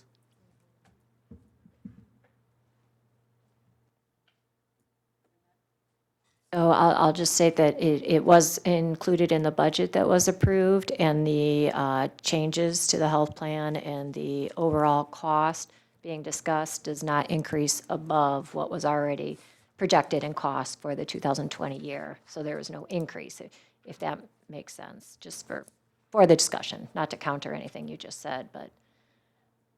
Right, so my understanding is that things come specifically to the board if it's over 100,000 and is not otherwise included in the budget that the board approves. So it would have fallen under our administration expense benefits in the fiscal year 2020 budget that was approved.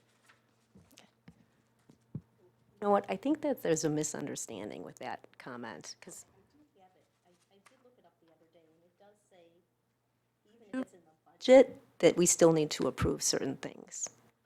Yeah. And you're looking at the bylaws then? I am. Okay. We'll find it then. Probably a policy. We'll take a look at it. Thank you. All the more reason maybe to bring this back to the table and discuss it in a way that is more clear. Yeah, because I'd like clarification about that as well, just for my own information. In the meantime, is there any concern about approving the resolution exempting us from PA 152? I have a question, and I'm not sure if it's specific to this right now, but related to the conversation that we had last week with the savings amounts and what we're going to do and how we're going to redistribute it. That allotment of dollars back to the employees, but there was some conversation about percentages, and I had expressed my concern that I would like to see a model of appropriating those savings and the costs that we were looking at in a more equitable way, rather than equal, than an across-the-board percentage, but looking more at those so it would be equitable, because we are going to see an increase in premium cost for everybody, based on single, family, whatever it would be. Family was the biggest, but whether you make $40,000 a year or you make $100,000 a year, that cost is still going to be the same in your increase. And there was some concern that was mentioned at the last meeting, that employees were somewhat concerned about it. And I know we're going to redistribute these monies back to employees, but my concern, and that's probably a conversation, because I would assume that the board would have say over how that money is going to be redistributed, in what type of fashion, but that it would be done in a more equitable way, rather than an across-the-board percentage for everybody. Oh, I'd like to make just one comment about the increase in the premium. There will not necessarily be an increase in the premium that employees pay. We did offer the employees two choices. So one choice will make sure that the premium amount they pay remains what it is right now. For those who feel as though they could benefit from having the higher price plan, if there's some features of the plan that would serve them and their families well, then they may choose to adopt a higher cost plan. So the premium will not necessarily go up for everyone. But the premium would go up for people who have the higher choice plan, then that's correct?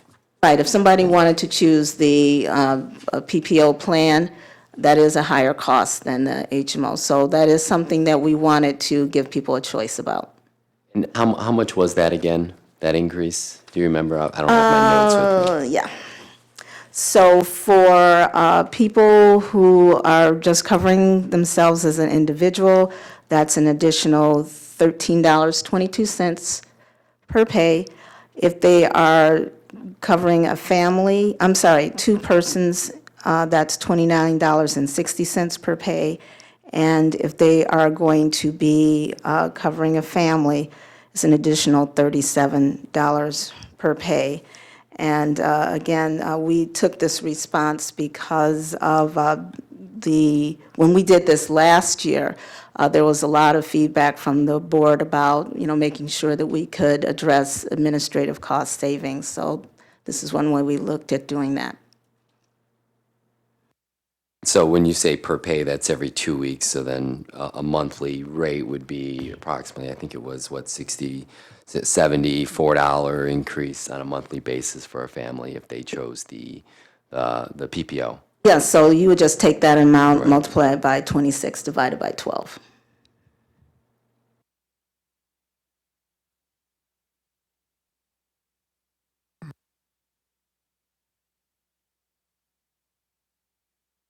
I just wondered if, I know that Hadass and Steve were looking at our policies. Is there any clarification you want to offer at this point, please? Page 7 in the board rules, and it doesn't say anything about stuff that's included in that's like, here's the whole budget without specifying each thing separately. It says, no single purchase or contract greater than $100,000 is made without the approval of the board, with the exception of contracts for supports and services for the people we serve. And purchases or orders cannot be split to circumvent the limit. So I know, like at the Board of Commissioners, they get a budget, and a lot of things are included, and their cutoff point is not $100,000. It's much less, but their budget that they get is not a 5 or 6 page budget. It's like a book about this thick. And the people that are interested go through and ask questions about items, and they do have to approve anything over their set amount. Because just say, here's the budget, well, fine. I asked the question when the budget was brought up, does that include the parking lot, or are we going to vote on it separately? And they said, well, that includes it. So we knew when we were voting on the budget, we were voting on the amount for the parking lot. But I really didn't think that other things over $100,000 were all included in there without being brought before us. I'm just talking this out loud, so benefits have always been included in there. But I'm assuming the board is raising concern because it's a change in benefits, and that's why you think that. We didn't know about it before now. Right, right. Because of the opt-out thing, this came out a couple of years ago, we voted on that.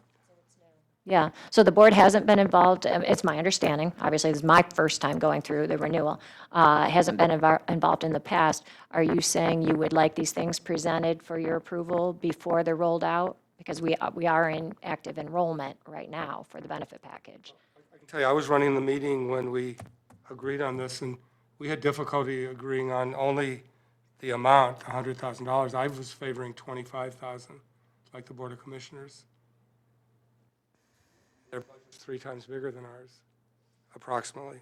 So, I think every contractor purchase greater than $100,000 should come to the board for approval. I'm not saying we should design the program. That's not our object, but it should be explained to us. And I've been on the board 16 years.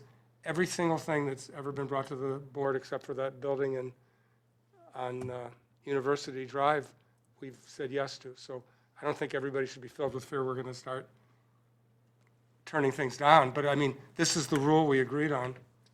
And there's probably lots of other things that we've been doing all along that we don't know about. But just saying, well, will you approve the budget? Well, it's a 6-page budget.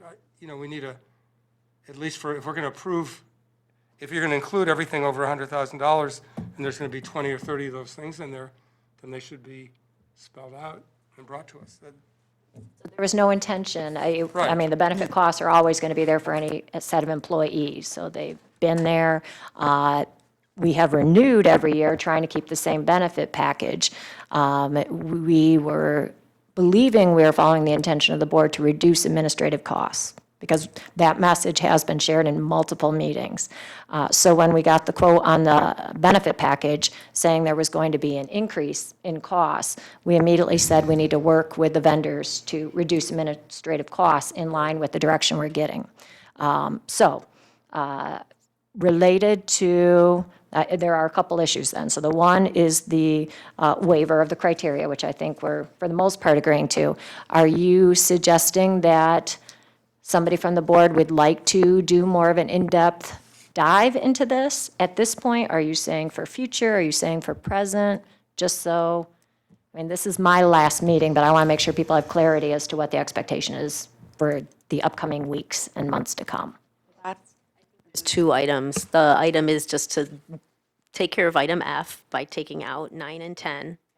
And then, yes, regarding look into the enrollment and the savings, and since it's over $100,000, figure out involvement or, the logic of where the $351,000 savings is going, or how you're going to deal with that. So the answer to your question is yes for now. That's my opinion. Can I just make sure I understand that you would approve this resolution if paragraphs 9 and 10 were not included in the resolution? Okay, just want to make sure I understood. You had something you wanted to say? As I recall, when we made that amount 100,000, Steve, I think we were concerned that Willie had too much power in $500,000. It was some astronomical number. And I don't remember if it was 500,000. I think it was. And we were concerned that he had so much power to spend 500,000. We had lengthy conversations about piling on, and splitting up that amount into 2 purchase orders or stuff like that. But all too often, we hear about, well, the board approved it. And I don't believe we had enough information to dive into some of these numbers. And I don't believe there's anything wrong with the board knowing what to do with any savings or how to handle some of the overages. It should be their decision once the facts are presented to them.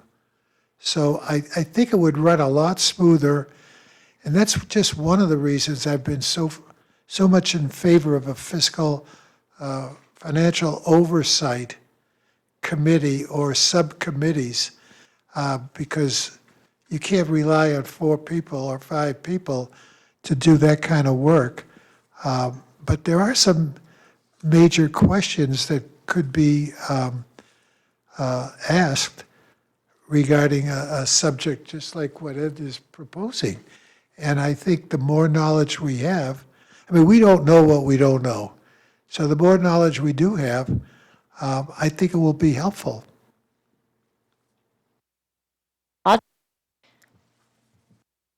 You guys have memories like, I don't even know the best way to say it, but I remember this came up during my performance eval, and the comment was made that the board feels that things are being approved without board input.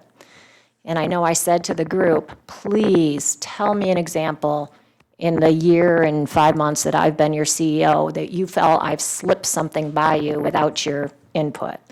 And it was discussed, well, it wasn't you, it was the past, you know. So in this case, I just want to be clear in that the HR committee developed this thinking we were following your direction. Nobody was trying to slip anything by you. I did know in the last committee of the whole that there was like, oh, maybe you should consider doing it this way versus this way. And at that time, I said, okay, that wasn't discussed at the meeting. We'll consider that. I was making the assumption you were meaning going forward. I guess I need to turn to Edna and say, where are we at in rolling this out? If we were going to approve the resolution, is at this point the discussion the board would want to have about the 351 savings, the surplus? That's where you would want to do a deep dive in that piece of it? Or are you also wanting to have further discussion about the actual benefit package? Because some of this is in movement, and I'm going to own that it feels that you didn't have the information you wish you had before we started moving some of this in place. I'm sorry. Jonathan, you want to make a comment, please? Yes. So during your tenure, year and a half, this is probably the first item that's sort of come through where it's already gone through enrollment. And so we have, the horses have left the barn, and we're now closing the barn door. So it's been pretty good. And I know that from my own experience, I really find it challenging when something comes to the board to be voted on. To approve to approve the procurement and the contract for something when we hadn't had that discussion or suggestion in its infancy about what should be the direction and and how should you approach something, so that when it comes to, so then when they go out and they actually do the due diligence, do the RFP, and then we come back and now it's time to vote on it, we've already been involved, we've already given our blessing, if you will, for that initiative. And so when we're going to approve it, it's because we've already known what was going on. Okay? I've heard you give that feedback, so I'm apologizing for this one, for sure. It'll affect your next review. Okay. Please don't tell the people at Community Living Services I did this one. Annette, I don't think, since you've been here, I don't think anybody slipped anything by you or the staff. I think it was the culture that we were facing where it was same old, this is the way we've done it, and we continued on doing it that way. I think we're now understanding that we can do a better job in having more input from the board, and I said that wrong. I think it's important that the board give more input to some of these things that have not been looked at before and just taken for granted. I think it sends the wrong message to the staff, and it's the wrong message from the board to deliver to anybody. Because the bottom line is we're responsible for the assets of the organization. So any input that we give, and hopefully it'll be constructive, will save a lot of time for staff, and our board will become more familiar. A good example is the change in financial statements. That's going to be a huge help for people that don't have a financial background, and I think we're going to enjoy reading a financial statement. Otherwise, instead of sitting there and saying, I don't get it, or looking at the bottom line. And that's basically it. Clarity. I think our comments are, the board would like more increased awareness and understanding of expenditures. Is that what you're asking for? No? So, I mean, it's a separate issue to the resolution. I'm just asking, as we go forward, it's a matter of how we do our business, that the expectation in another year would be that we would have had some sort of more detailed background on the benefit package and the savings. well, I don't know how Is that what we're looking for here? Okay. So that prior to approving the resolution to exempt us from PA 152, there would have been a discussion of the changes in the benefit package and a discussion around the savings. Is that where we're heading? Is that, I just want to make sure I'm hearing it right. Okay, so for tonight, are we comfortable, and does this do what you need to have done, to take out all the language that has to do with the benefit package and only keep the language in this resolution that relates directly to PA 152? Judy, Yeah. one of the concerns I have about that is when is the contract up? Right, so I did want to I made a note to comment about two things. It took me a while to catch on to what was,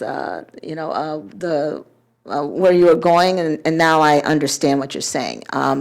Because of the timing of when we were able to design a plan and the schedule of getting the enrollments up and running by January 1st, this did not present the board with an opportunity to learn about what we were doing in the plan design before we could get the resolution up and going. I think that's where you're going with this.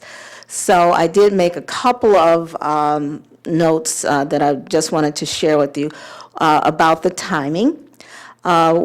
We learned a couple of things as we were working with our benefit plan consultants. We did meet with them a couple of times throughout the year. They were looking at trends. They're giving us reports about what our utilization and expense are. But I get reports every month, so I know what the cost projections are based on our current utilization and staffing patterns. What caught us off guard this time was a notification that the plan that we currently have was just not going to be available. And that's something we didn't find out until quite late. We didn't find that out until we got our official quotes from Blue Cross, and I want to say that was about the beginning of September. And we asked them to go back and see what they could do to find us better information. So between the time, I think it was only a week between the time that the new quotes were presented to us and when we were able to design a package that produced the savings that we wanted to present to the board. We did not want to present to the board an option where we were going to spend an additional $250,000 when we were under the instruction to make sure that we were looking at savings administrative expenses. So again, the timing was not good in terms of when we got the information, and the information that we got was that the plan that we have, we couldn't even maintain. It's not on the market anymore. So those were some things that sent us into action. However, what I'm picking up right now is that what the board would like to see, perhaps on a regular basis, is that I share information about the cost trends, utilization, those sorts of things, so that you will know what we know when we know it, and it can help inform your decisions as we move forward. That's what the underlying request is that a little more advance warning. I think maybe even if when you had learned that the current plan was no longer going to be available, it probably would have been helpful for us to know that you're going to have to look at redesigning, just, informationally, because this comes kind of as a completed outcome. So going forward, in the meantime, is there anything time sensitive, knowing what people want to know now? Is there anything time sensitive regarding the benefit package? Well, we are under open enrollment right now. As far as I understand the rules regarding the resolution, it just needs to be done this year. So that's something that I'm understanding will still be in compliance if the board is in agreement with approving the resolution, with the exception of deleting those items that describe the plan itself. Again, it was there just for context, so I certainly don't have any problem at all removing that. And if I could present that at the next committee of the whole, perhaps? Approval at that time? Yeah, I mean, we're going to need to have the approval on the record so that we can implement the plan. At the whole or December board, which is, I think the earlier the better, Okay. just for administration. I would not want there to be a really tight window in between when. Sure. Oh, Sarah? I'm just wondering, can we take a vote tonight knowing we're taking those two? It would be an amended resolution. We could certainly do that. Approve the exemption for PA 152. We can certainly do that. And that can be resolved and then address the issue regarding the benefits package information. So you're saying you consider approving this one, and then when, at the next board meeting, I could present the amended resolution, which you would then approve? Is that what you're saying? Well, I guess I was asking if we're prepared to approve the resolution tonight as we identify the amendments to it. What we're saying is we would make a motion to approve this resolution with the two paragraphs taken out. The So, information on the benefits. like, approve it tonight as amended with language so that we wouldn't have to. I would suggest that if we make a simple motion to just approve the exempting of PA 152, that would be good enough for that piece of it. And that when you come back to report on following enrollment, you'll have a better idea of truly what might be the projected savings or costs, because you'll know what people signed up for what, for themselves, for their families, et cetera.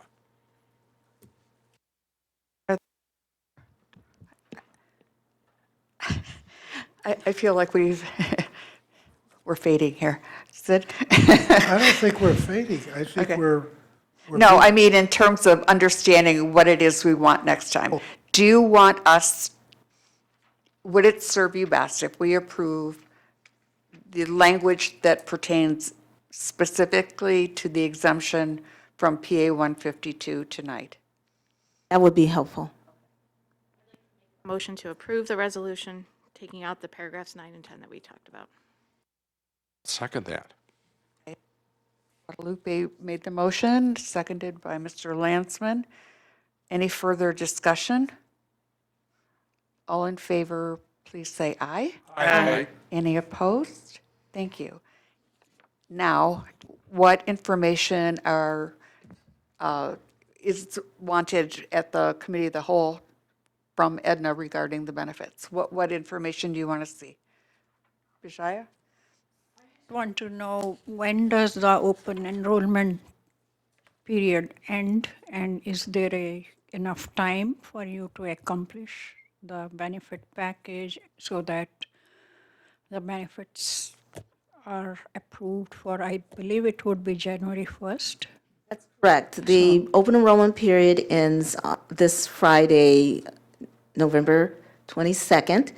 And we like to build in enough buffer time to make sure we can get all of the, well, I call it paperwork, but a lot of it is electronic nowadays.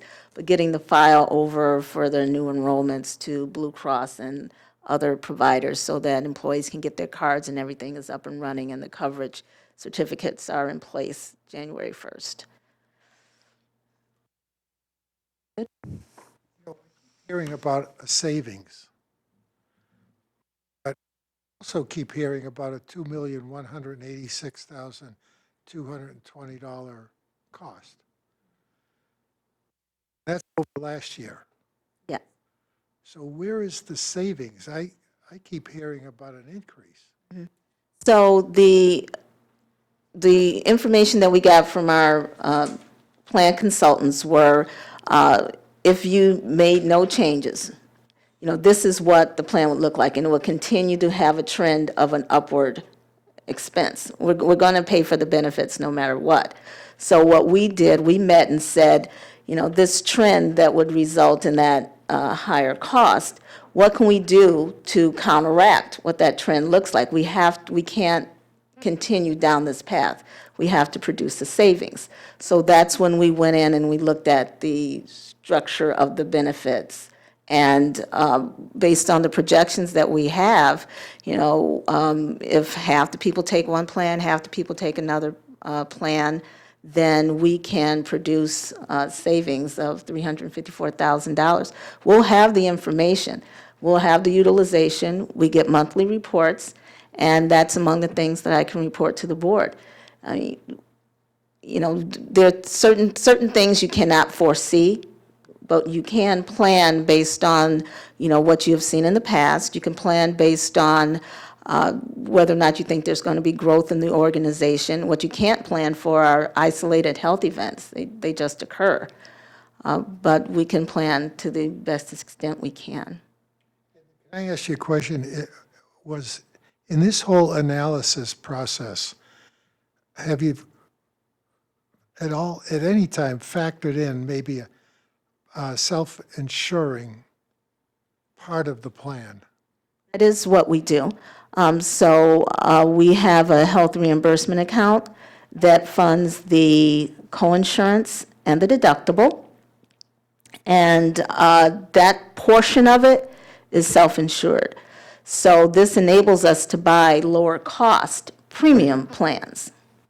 And that's been the structure of the plans that I've been describing to the board over the last several years. However, the premium purchase plan that we've been using is no longer available. So we're able to save money right off the bat compared to that plan because it's not as rich. Thing is, you can't buy insurance because that insurance, self-insured portion, is no longer available? Oh, the self-insured portion is available. We're going to maintain that model. But I'm saying... The plan isn't. Right, the off-the-shelf plan that we had that had the $10 office visit copays and those sorts of things, that's no longer even available as an option for us to purchase. So what's good about having the self-funded HRA, it balances the risk between being fully self-funded and the ongoing premium increases by buying fully insured off-the-shelf products. Other questions? John Paul, then Jonathan. I just wanted to be clear that one of the separate issue from this was at the committee of the whole, we talked about how the savings would be redistributed out to increases for the employees, and then there was a percentage number thrown out there. So I would like for the board in the future, before that happens, to be able to have conversation and input on how that money is distributed out to the employees. And that was kind of a conversation that was born of this conversation at the Committee of the Whole meeting last week. Kind of the drift I was getting. I think, Jonathan, go ahead and ask your question or make your comment, please. So Ed and I just wanted to be clear. So we're in, the staff is in open enrollment right now. It wraps up the end of this week. It's going to take more than a few weeks for Blue Cross to process the enrollment for next year, but come January 1, you'll know what your premium payments are going to be, or whatever they're called, payments for the plan to the Blues. So it sounds like you won't be in a position until then to share with us what the actual mix was of who enrolled into which plans until then. That's correct. So it would be in January before we know, what the full enrollments are. I might suggest that that might be the committee of the whole meeting where we cover this topic at the very soonest. Us? I have a question. When you meet with staff and employees and you talk about the plan, did you talk about the savings and where they were going or not? We did. We did talk to the staff about that. Did they know the exact number that they were receiving, or they just knew that it would be a general number? I'm sorry. Like, would they know, okay, you talked about the savings and the savings that might be coming back at them based on, if it's over $100,000 and we have to approve it. But did they know, were you able to tell them that number that they might be receiving or not? Do you mean the plan to do something like a 3% increase? Oh, yeah, we shared that with the staff at the last general staff meeting. So will you be updating the staff to explain to them that that can't happen until there's an approval of the board? Because 3% increase is over $100,000, and that's something that we have to approve. But that's not a contract. No, and this is not a contract. It's only the contracts that we're not supposed to. The way the wording is that. Contracts for supports and services don't have to come before us. No single purchase or contract. That's a purchase. I'm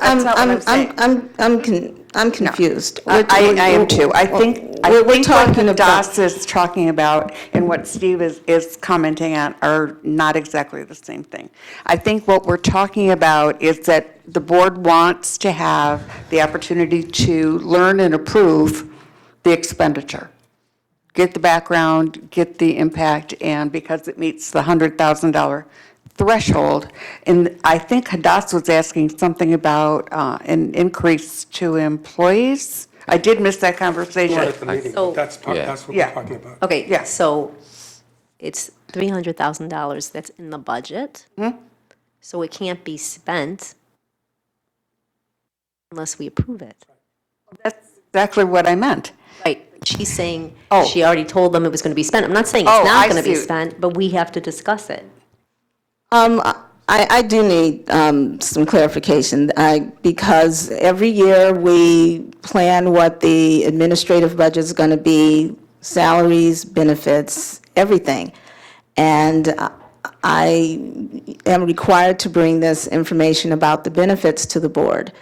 I have not been in a position where anyone on the board has told us if we are going to be doing any adjustments to the salary scale or anything like that, that it had to come to the board for approval. So I will be looking for very good clarification on that, because I do not That's what want to I- not be in compliance, but at the same time, I was under the practice, and I believe everybody on our leadership team has been, that that is an administrative function that we carry out.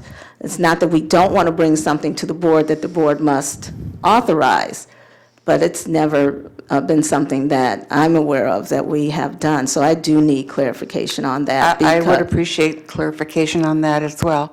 John Paul and then Sarah. Yeah, I think that what Hadass is speaking of is the the information with regard to the savings and how we talked at the committee of the whole, those savings would be poured back into an increase to our employee groups, to our employees.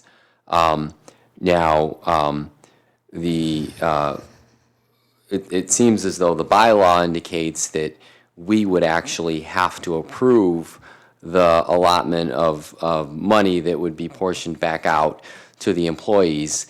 So, and what Hadass was asking is, I believe if you had already told the employees if there was going to be an increase, and I believe you said you did, about 3%, but I think what she was getting clarification on, or was saying, was that per that bylaw, we actually as a board would have to have a discussion once we know what the savings is and that set amount of money that we were going to redistribute out back to the employees, that we would have a conversation of how that would be distributed. And it gets back to what I had talked about earlier with regard to my thought that an across-the-board percentage increase was not something that that I supported, and I believe that an increase for employees should be of a more equitable rather than equal equation.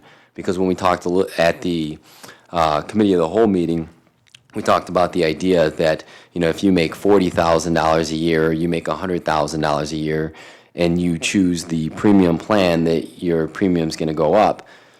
Both your premiums go up the same amount, but if we have an across-the-board percentage increase for everybody, the increase for the person making the $40,000 a year is going to be significantly less than the individual making the $100,000. And so my thought is that, and though I think it's supported by that bylaw, is that is a conversation that we're still going to have once we know what our complete savings are and how much money we'll have to redistribute back out to the employees. Could you could you point out the bylaw that says we have to approve salary increases? Savings, it's 300. But show me, where does it say that we have control over the savings? Well, we have control over extra funding, and you can't just divvy it out. You know what, I think it's a bigger discussion on a personnel committee. Normally, there are board members or in government agencies, and even if you look at the I don't have them with me right now, but the Michigan bylaws for agencies such as this, there are committees that are, at least there's someone on the board involved with what's going on in personnel or administration. There's just a board member so that there's a connection. I think there's a bigger Talking about question. the administrative rules, the Michigan administrative rules? Yeah. We have to look at those, I think. Yeah. Sarah, then Kathleen. I wanted to express my concern. I mean, I think this is something that maybe we have to look moving forward, but you're already in the middle of.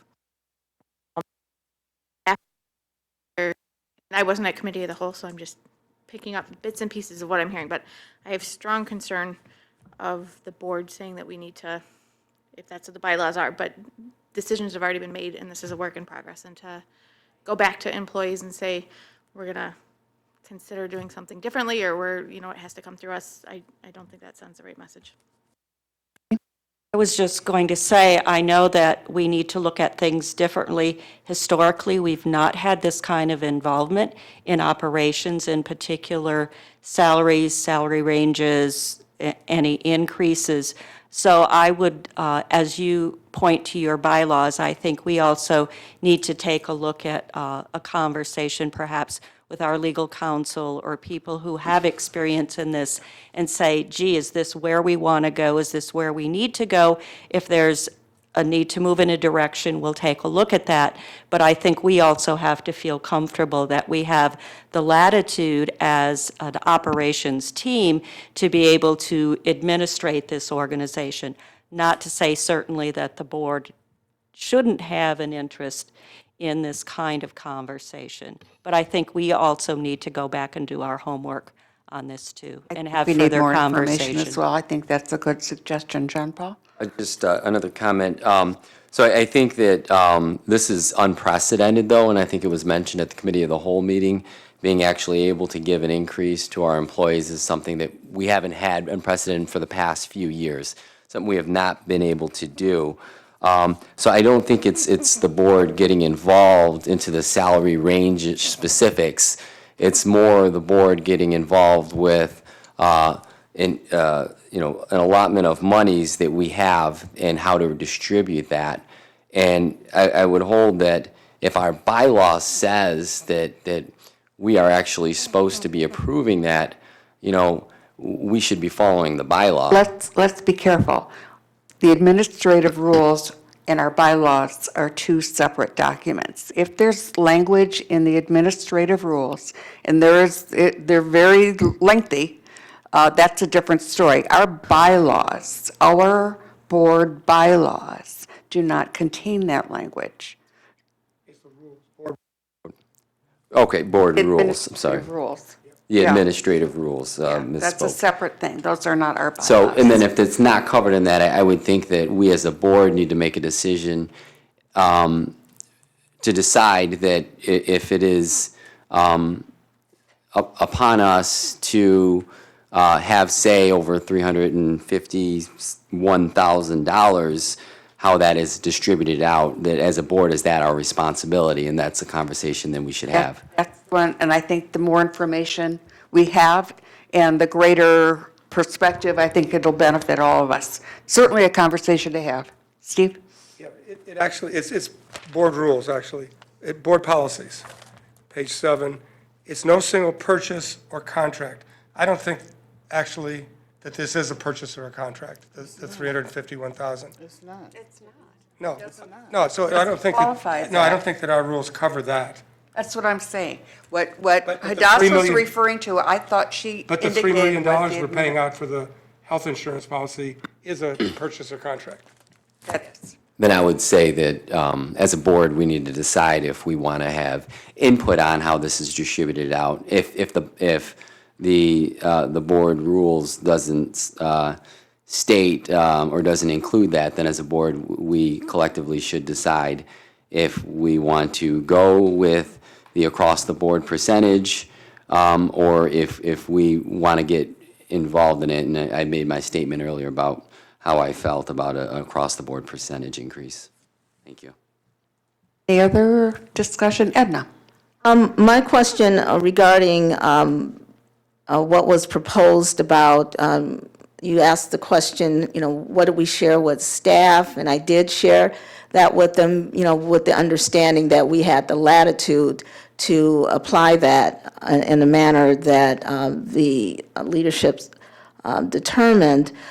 If we, and I've heard it said that there's clarification needed, but what would the timeline look like if we had to go back to the staff and have a discussion about presenting it to the board? I struggle to see what that timeline would look like because they're expecting this to be implemented January 1st. If that's something we can't do, I can certainly go back to them and let them know that, but I'm trying to see the timeline and I'm struggling. Ed is right. We're sending the wrong signal at the wrong time. And I've sat back and listened. The solution to the problem is start 6 months earlier. But you don't have that luxury right now. And for those who weren't at the last meeting, we talked about our concern for employees. We were emphatic that we wanted to make sure that we continue to build a good relationship with our employees. We talked about turnover, which is facing the whole industry right now, and not just us. And I think the time to do all this is now, going forward. The culture just didn't command the attention we're trying to give it now, before, in the past. We tried, it didn't work, it wasn't the right time, or people, it wasn't as important to some people as it was to others. But I think going forward, there's things in our bylaws that ought to be changed. We ought to be reviewing them, and our board rules and what have you. So I'm all in favor of start now, go forward smartly and with a lot of thought. I would agree with you, I think, and the more information that we have in order to go forward, but at this point in time, we're at this point in time. Well, the nice thing about this is we can always make a budget adjustment.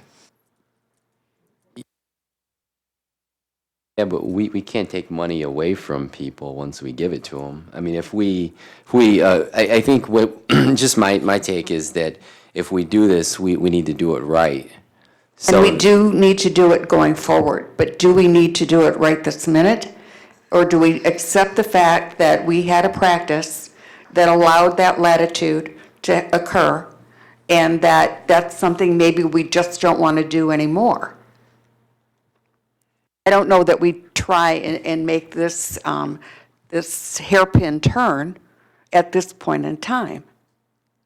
I think we're not talking about anything that hasn't been done before. Every time that there has been a salary increase, it's been because we weren't competitive in the market, and there has been delivered onto us from our administrator, typically our CEO, that a change was going to occur in the salary structure. That's kind of how it happened. And this doesn't seem dramatically different from anything that's happened up to this point. We're at the 11th hour. This is, crunch time. I think that I don't see anything devastating happening to us immediately. Your opinion is one opinion. Even if we took it to a vote, it doesn't mean that your opinion would necessarily be the prevailing opinion either. None of us know that until the actual discussion and vote occurs. So my suggestion is that we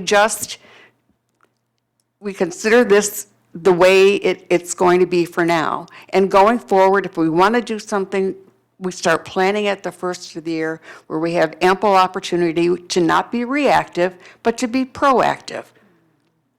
Being reactive isn't going to get us anything positive, because the next time something comes up, we're going to end up making the same sorts of discussion points again. I don't see the value at this point in time for this year. Do I see value in having this discussion and maybe looking at our bylaws and our policies going forward? Absolutely. Absolutely. I mean, we're at a point in time where we're looking at the future under a whole different set of circumstances. We're looking for a new CEO. This is not the time, I don't think, to try and react to something that we want to change. I just don't think so. I mean, that's my opinion. I'm editorializing, I realize. But I think that the decision's been made. Was it the perfect decision? I have no way of judging, nor would I even try. But we know what we need for now. We've made a commitment. You have the plans that are in place. There's some money that was realized that has been given a purpose to go to our employees. I support everything that we can do to keep our employees as positive as they can be. I don't think changing our mind is going to help our situation one little bit. I just don't. Everybody's entitled to their opinion, but I think we go forward. And if we want to make changes, we do them thoughtfully. We don't do them in a meeting where you're taking something that is set. I did miss the committee of the whole meeting. I wasn't there. I didn't hear all the dialogue. But I honestly don't think that this is the time to try and adjust. Adjust going forward. Adjust thoughtfully. Adjust with maximum amount of information. And then we can do it all in a way that makes sense to us. But for now, I think what's done is done. And there isn't anything that really frightens me. One voice, one vote. But I do think that trying to react in the middle of a situation is not going to yield us a benefit. John brings up a good point. You can't take away something you've already given, and we shouldn't. But the best time to start is tomorrow morning. And we've got a bigger issue facing us as to what to do with money. That is depreciation. You've heard me talk about depreciation. Well, the other meeting, Anya brought the gentleman that came in this evening to give a financial presentation. You don't lose $16 million without doing something about it. So we're going to have to make a decision. What are we going to do? And at the last minute, when the accountant came in and described depreciation, I was very pleased to hear him say depreciation. But at the end, when I asked him, how do you replace it? And his response was, well, we bill the government. We build back Medicaid dollars. And that's how we replace it. The big question is, what are we going to do with the money as it comes back that's replaced? So I guess the thing I'm trying to bring out is we had some great conversation. I am a huge fan of thoughtful planning. I'm not a huge fan of reacting in a moment. And I just think that at some point in time, that it is in our best interests to accept what has happened to this point, allow it to progress, and begin talking about what we want to change going forward. I completely agree with that. I absolutely do, but not in this circumstance. We don't want to send the wrong message, to the staff. And I think that until we have a full array of information, that it's hard for us to have a fruitful discussion as individual board members as well. So I agree that going forward is critical. We look at everything. If that's what people on the board want to do, if the bylaws have outlived their lifespan, if we want to look at what is in the administrative rules that comes with the mental health code, we could certainly do that, but we do it wisely and we do it with good input from people who know maybe more than we do or have a different perspective, be it legal, be it anyone else who has that expertise. I completely agree with that. I'm good with it. But I think for now, that I say Godspeed, Edna, and that what has happened is done. The commitment's been made, and I think we just go forward from here. Knowing that in the future, we want to see things maybe presented a bit differently. And we can talk about that in a thoughtful way. I'm personally very open to all that. If you have your own opinions, I'm anxious to hear them. But for now, I think we should just call this a plan and just change our strategy going forward. We can look at everything. You need a motion or anything? I don't have a clue. I don't. I think that we're not actually changing anything. I think we're, at this point in time, endorsing what has happened, knowing that we want to do something different going forward. Bijaya? We voted on the amendment. That was on the PA 152. That passed. That's all set. This discussion has been more an offshoot of the benefit package and the savings, the $351,000. So, any other comments? Any in your mind? But I think for now, I just think we take what's happened. It's happened in a responsible way, and we just go forward and look at how we want to do it differently and have as much input as possible and agreement as possible going forward. John Paul? I'll just make one last comment. With all due respect, I look at it as though, when are we going to be in a position again to be able to give $350,000 back to our employees? So I look at it from the perspective that we have to be thoughtful, I agree, with how we act and how we appropriate the monies. So I would like to see that too. I mean, we just have to be thoughtful about it. And like I said, unless I missed something, I didn't hear anything about this until I got my packet, for the committee of the whole. And I think quite a few of us were a little caught off guard by it. So, but, I mean, I can't endorse what you're saying as far as moving forward, because I do think this is a one-shot deal. And as far as us having this money to appropriate back out to our employees, and I would like to see it done in a more equitable way rather than an across-the-board percentage. But I just wanted to make that comment. Thank you. Anyone else? Prefer if it also was more of an equitable where everybody got the same versus, that's just saying, but that's okay. We're moving I on. mean, we're a board of 11. So, I mean, you're not sure until the actual vote occurs, and we're not voting. We're not prepared. We don't have enough information to really make that. But doesn't mean that going forward, we can't do it differently. I'm all in. Move on. Thank you. Thank you very much. I appreciate it.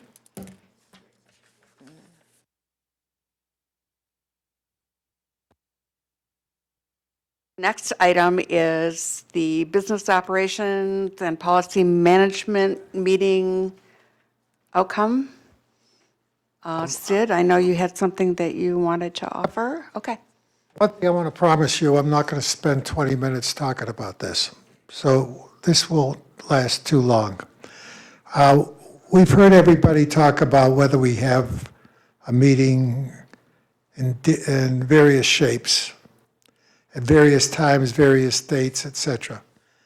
I'm telling you right now, what we've heard tonight was rewarding to me, because it's now starting to show that we could have good financial dialogue that is important for all of us. And more important, we're going to have I'm going to ask each one of you for some input. And we're going to do this quickly. I'm not spending 20 minutes explaining why we need a financial committee. If you don't get it now, if we don't understand it now, we never will. There's an importance to pay attention to our financial situation. I would like to call a meeting, and Victoria, could you notify the board, the whole board, for Monday night at 6:30, the 24th.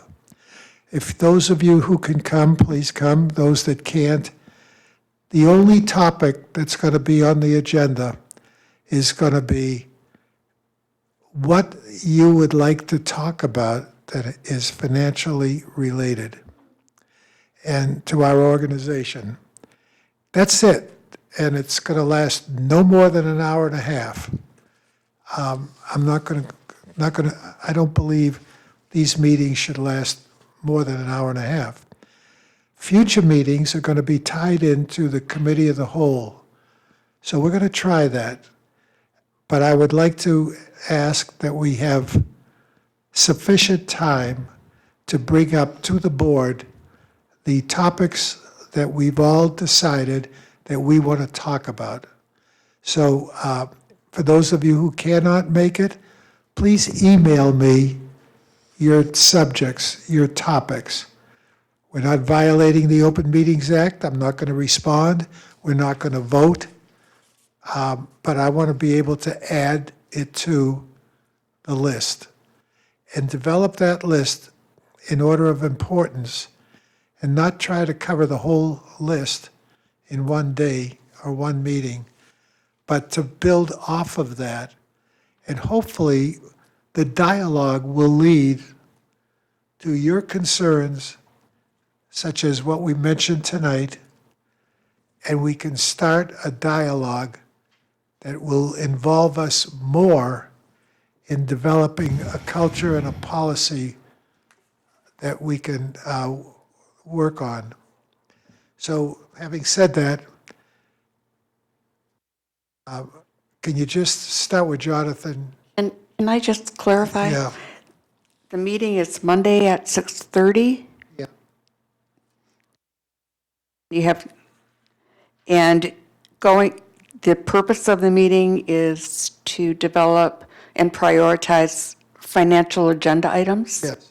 Okay. And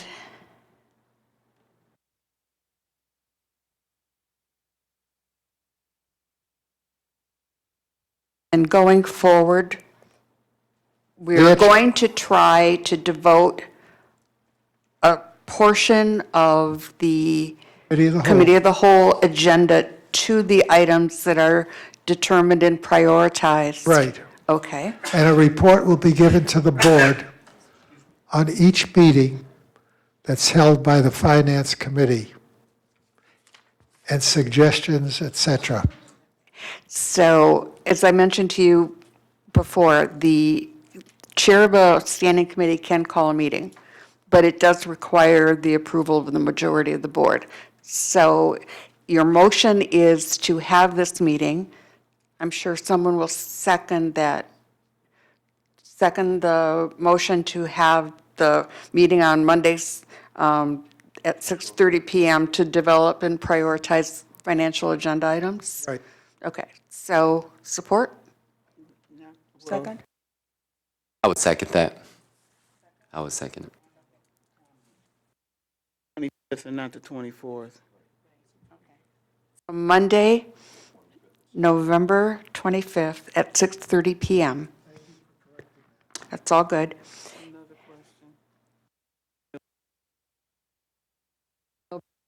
Served, meal available? I think we're hearing about this for the first time, so if you're telling me to serve a meal, I mean, we'll serve a meal. Like to vote? All in favor? Serving the meal?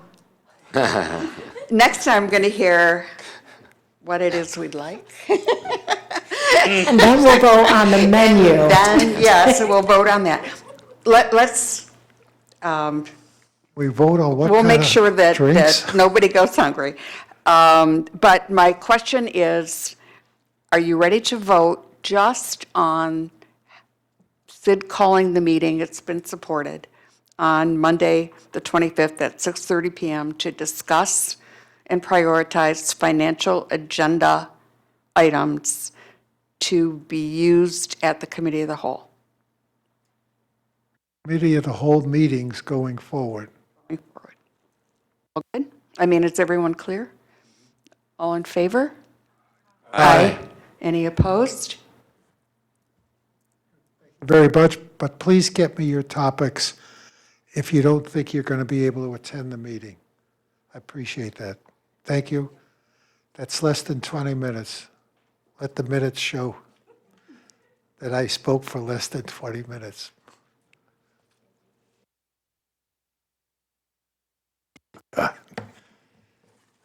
Next item on the agenda is the approval of the board calendar for 2020. Yes. This was to call a meeting and not to discuss the structure? 'Cause I- Mr. Rubin indicated that this would be a part of the Committee of the Whole. This meeting is called by the Business Operations Chair to identify and prioritize agenda items to be addressed at the Committee of the Whole. So it's not on separation. This is like, I'm sorry, purpose of creating an agenda, a list of agenda items. Okay, 'cause it was my understanding that there would be a vote taken about the separation. At this point, Mr. Rubin is proposing that these items be used at the Committee of the Whole in a devoted section on finances. So we will not be voting to separate the committee of the whole. Correct. Correct. Thank you. Okay. Were there any conflicts that people noted on the 2020 calendar? I know there were some dates uncertain regarding conference. And that still is yet to be determined. So is the board prepared to approve this calendar for 2020, knowing that, is it the spring conference? That the spring conference could impact the dates? Would that be in April or May? We don't know, okay. That the potential exists that, and as soon as we know, we will amend the calendar. If it has to be. Has anyone noted any conflicts, any dates that either, but I missed Thanksgiving last year. So I'm not overconfident necessarily in my ability to scan a calendar. Hearing no additions or changes to this calendar, is there a motion to approve the 2020 public meeting calendar of the board as presented? Again, with the caveat that the spring conference could impact our dates. So moved. I'll second that. Motion by Ms. Newman and supported by Mr. Landsman. All in favor, please say aye. Aye. Any opposed? Thank you. Now we have our committee reports. Mr. Landsman, Rights Advisory Committee. There was no meeting? recipient rights meeting at the beginning of this month.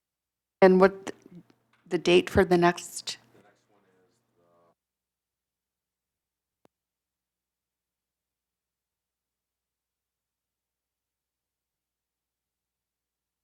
Ms. Newman, do you have a report from the Citizens Advisory Committee?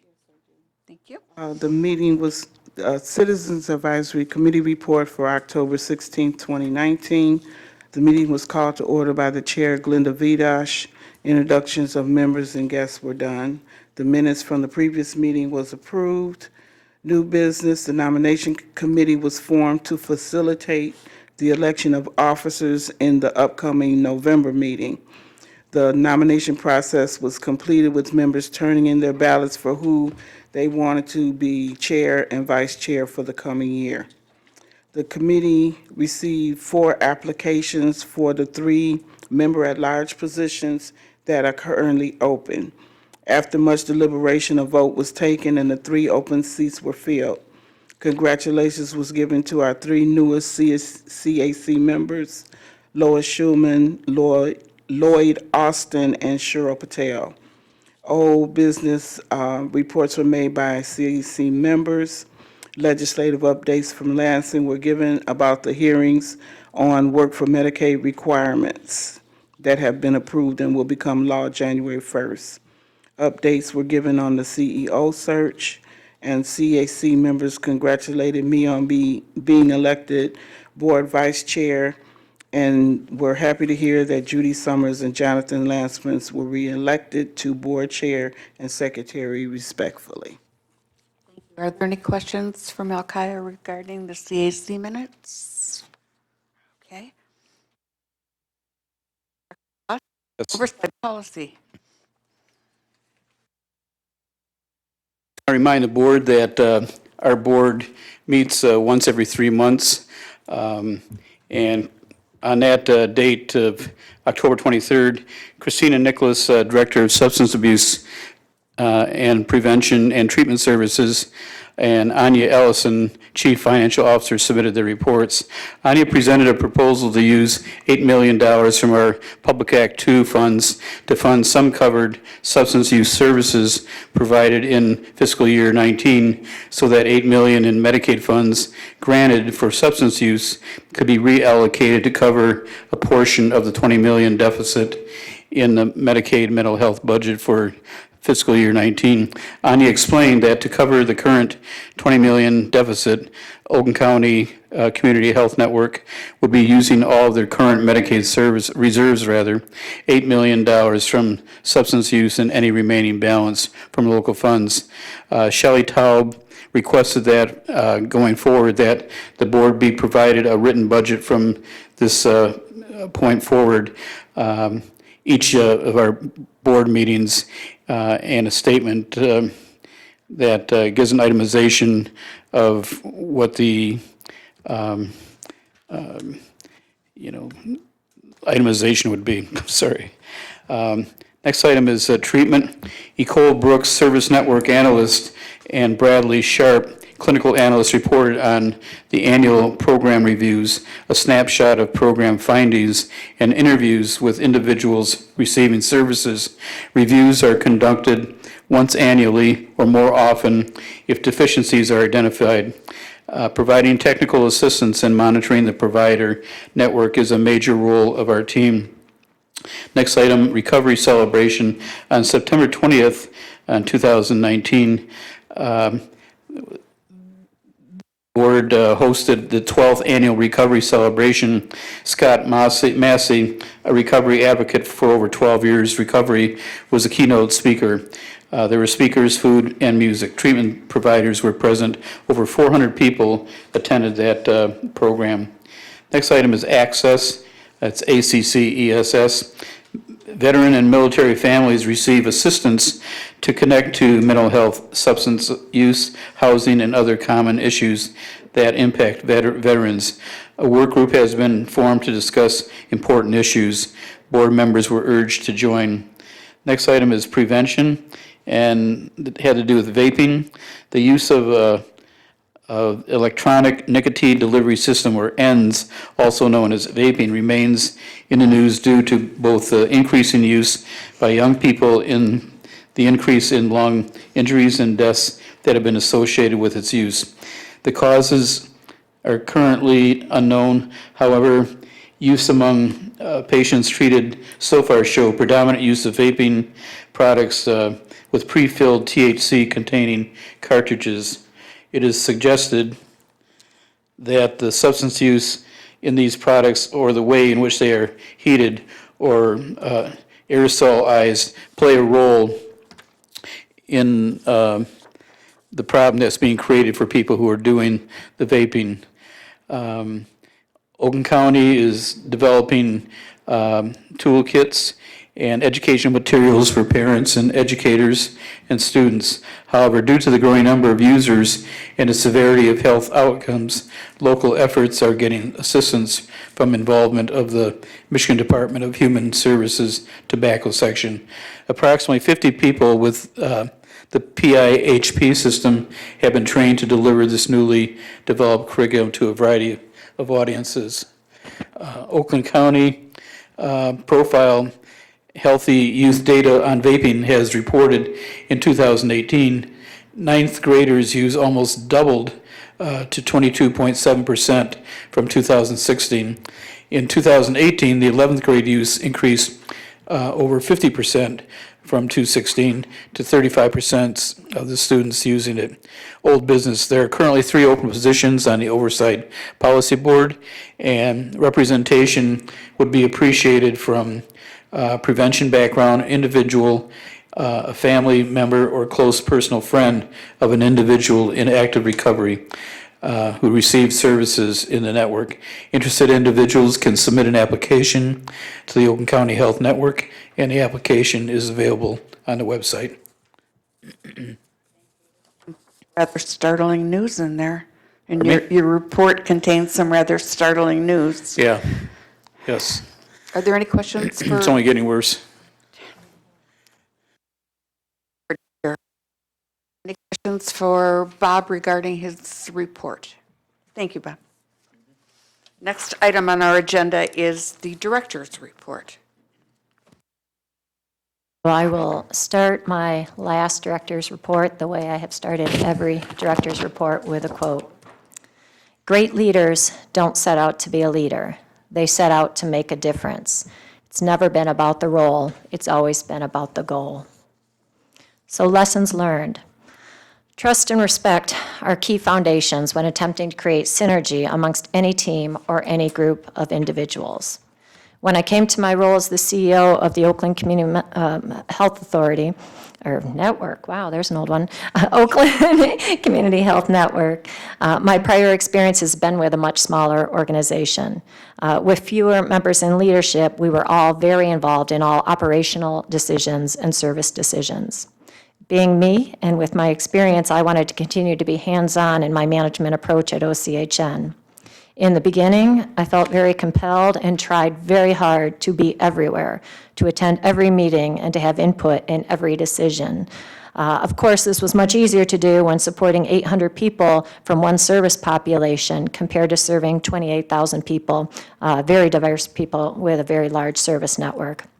I must say it killed me to have to pop in and out of meetings. And I know many of you were in meetings with me where I would have to come in and my schedule just didn't allow me to be present like I wanted to. I'm very grateful for the patience of those around me during this time, as I quickly learned that I didn't need to have my hand in every single project and every single decision didn't need my explicit stamp of approval. I was reassured every step of the way by the words and the actions of our very highly capable OCHN staff, as well as our very highly skilled and capable provider network, that things were being handled. I came to understand and appreciate we got this, and it meant that I didn't have to worry about decisions being made because I knew that the best possible people were in the right places. And I knew that their decisions were driven and are always driven by the values that everyone associated with this fine organization in this fine county holds so close to us. Our direction has always been clear, and the basis for our decision-making has always been clear. The people we serve and their priorities should always be our priorities. Doing what is right is what drives us every single day. And that sure sounds easy enough, doesn't it? Do what is right.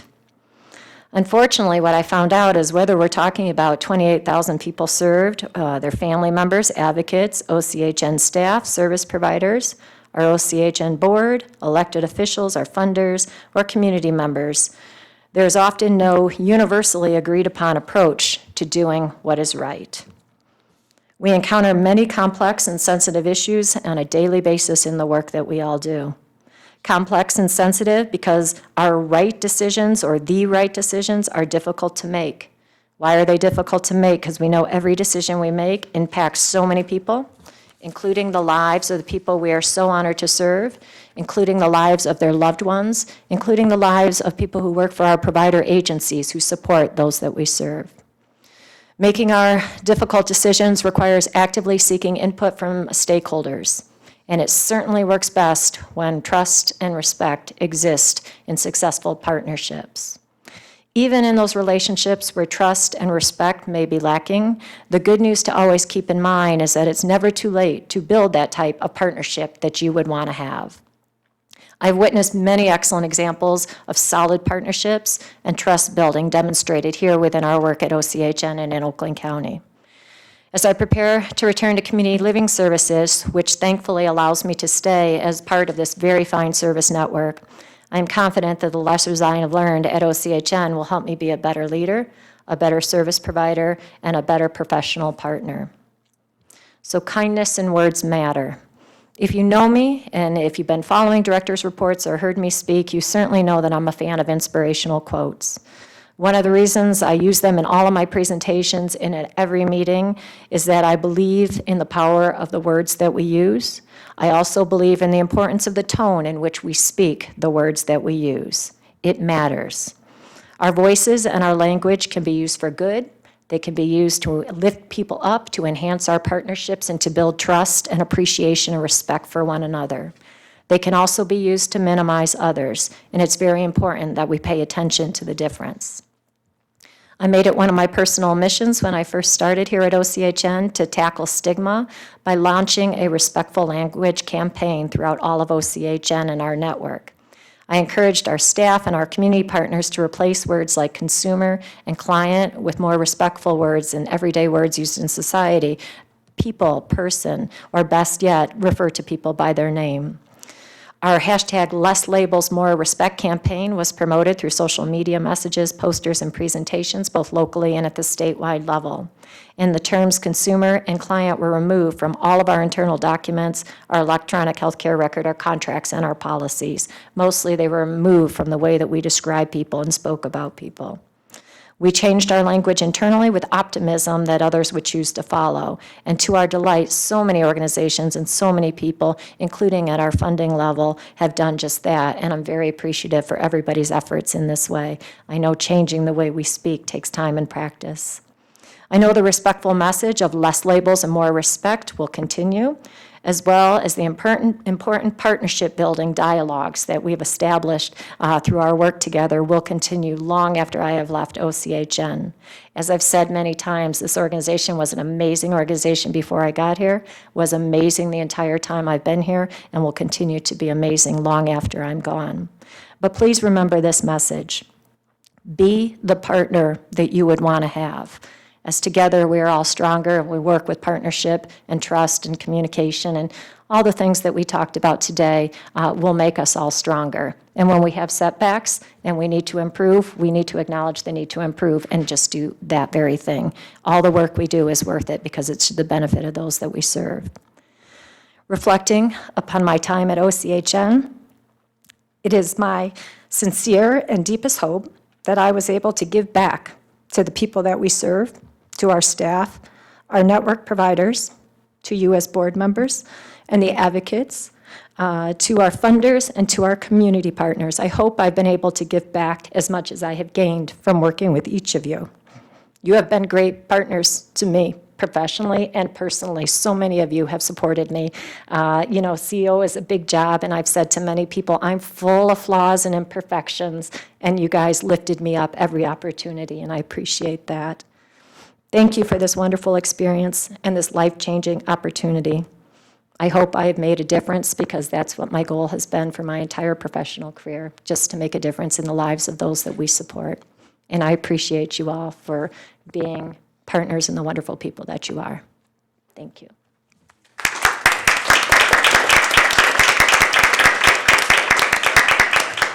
Thank you so much for this.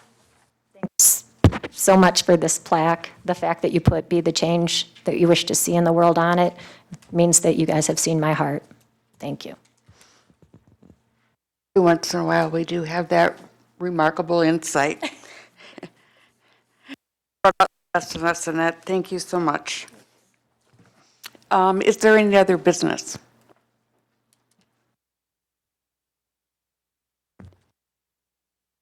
Is there anyone who would like to speak during public comment?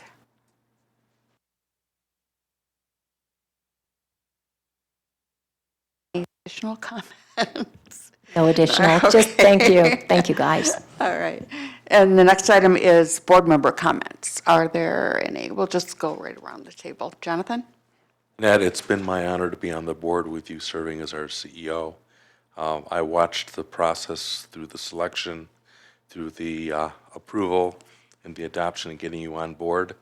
We couldn't get you on board fast enough because it took months. It just killed, I remember that.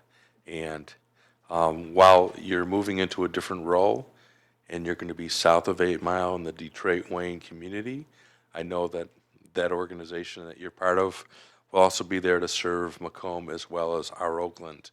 So I look forward to seeing you and your team and Lisa or whomever else stay actively involved with supporting those folks that we strive to support too. So thank you for all your service. I will say the same. Thank you for everything that you've done for the staff.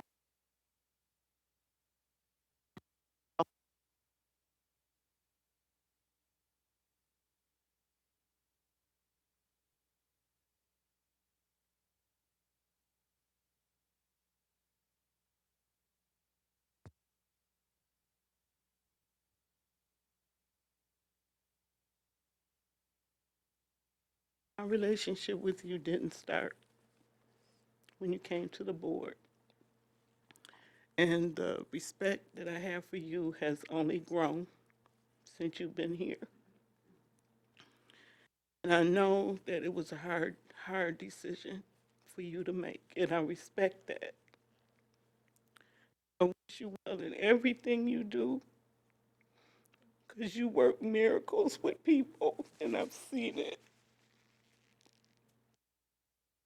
And I know even though you transition and you won't be far away, very, very special person, and I always appreciate and admire you as an individual, as an advocate, as a person that just loves people.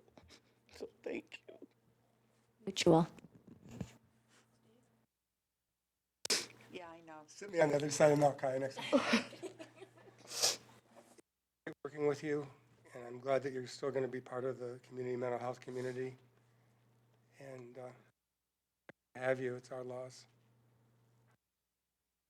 I'm leaving the house, not the neighborhood, so I'll be out there, you know.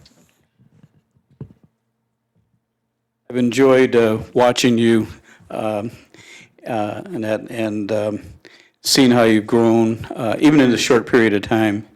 And it's been great. You're truly inspirational. You have shared some very kind words to me and emails and stuff like that, and they didn't go unnoticed. And I just want to thank you for your passion that you've shown to the people we serve and also to this board. Your heart is always in it, and that's very clear. Thank you. I want to thank you too. I can see you better with my glasses off. It's been such a pleasure getting to know you and see you as a CEO. I mean, you've done a tremendous job. As you know, I'm a huge fan, and I've learned a tremendous amount from you, and I appreciate you so much, and good luck. And we know you're going to be great, and we can't wait to see you when you come back and report to us.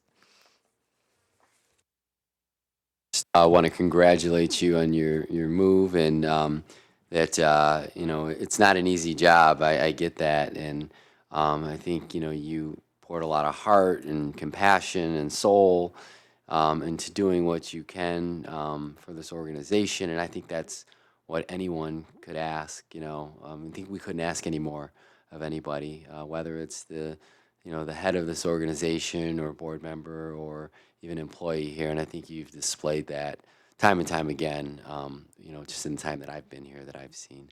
So I just wish you luck in your new endeavors, and don't be a stranger. I was very happy when you came as the CEO because that was a very difficult time.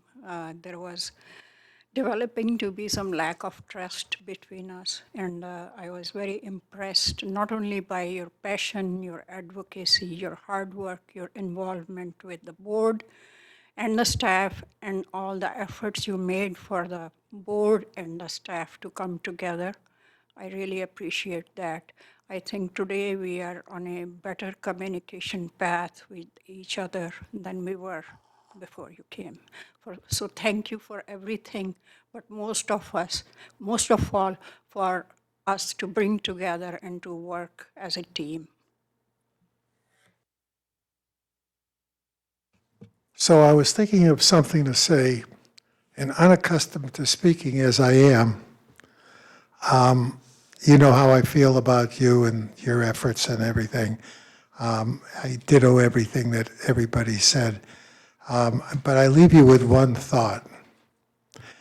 We're running a special on leasing space here.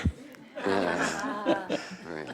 So if you ever think about what you would like to do for us, just think about it. Whole floor from you. Having a special, and maybe you could talk somebody into giving you your own the same office. And maybe we won't have to go far if we have a question to ask. But on a serious note, thank you for being you. Good luck. I'm going to say one more thing. I'm thinking that this is full circle. When I first met Annette, she came from where she's going to, and it's been a lot of years, and it's been a lot of changes, and it's been always inspiring to me, and I've always continued to learn. That's the thing that I think you do best, is bring out the best in us. And I think that your appreciation for the value of the people we serve is very infectious, and we can never have too much of that. We don't need a vaccination for that. So that's probably the best infection we can have, and I appreciate you providing us the opportunity to continue to learn and grow and see people for their potential and for the importance of what a good life really means. So thank you. Any other comments? Hearing none, this meeting's adjourned.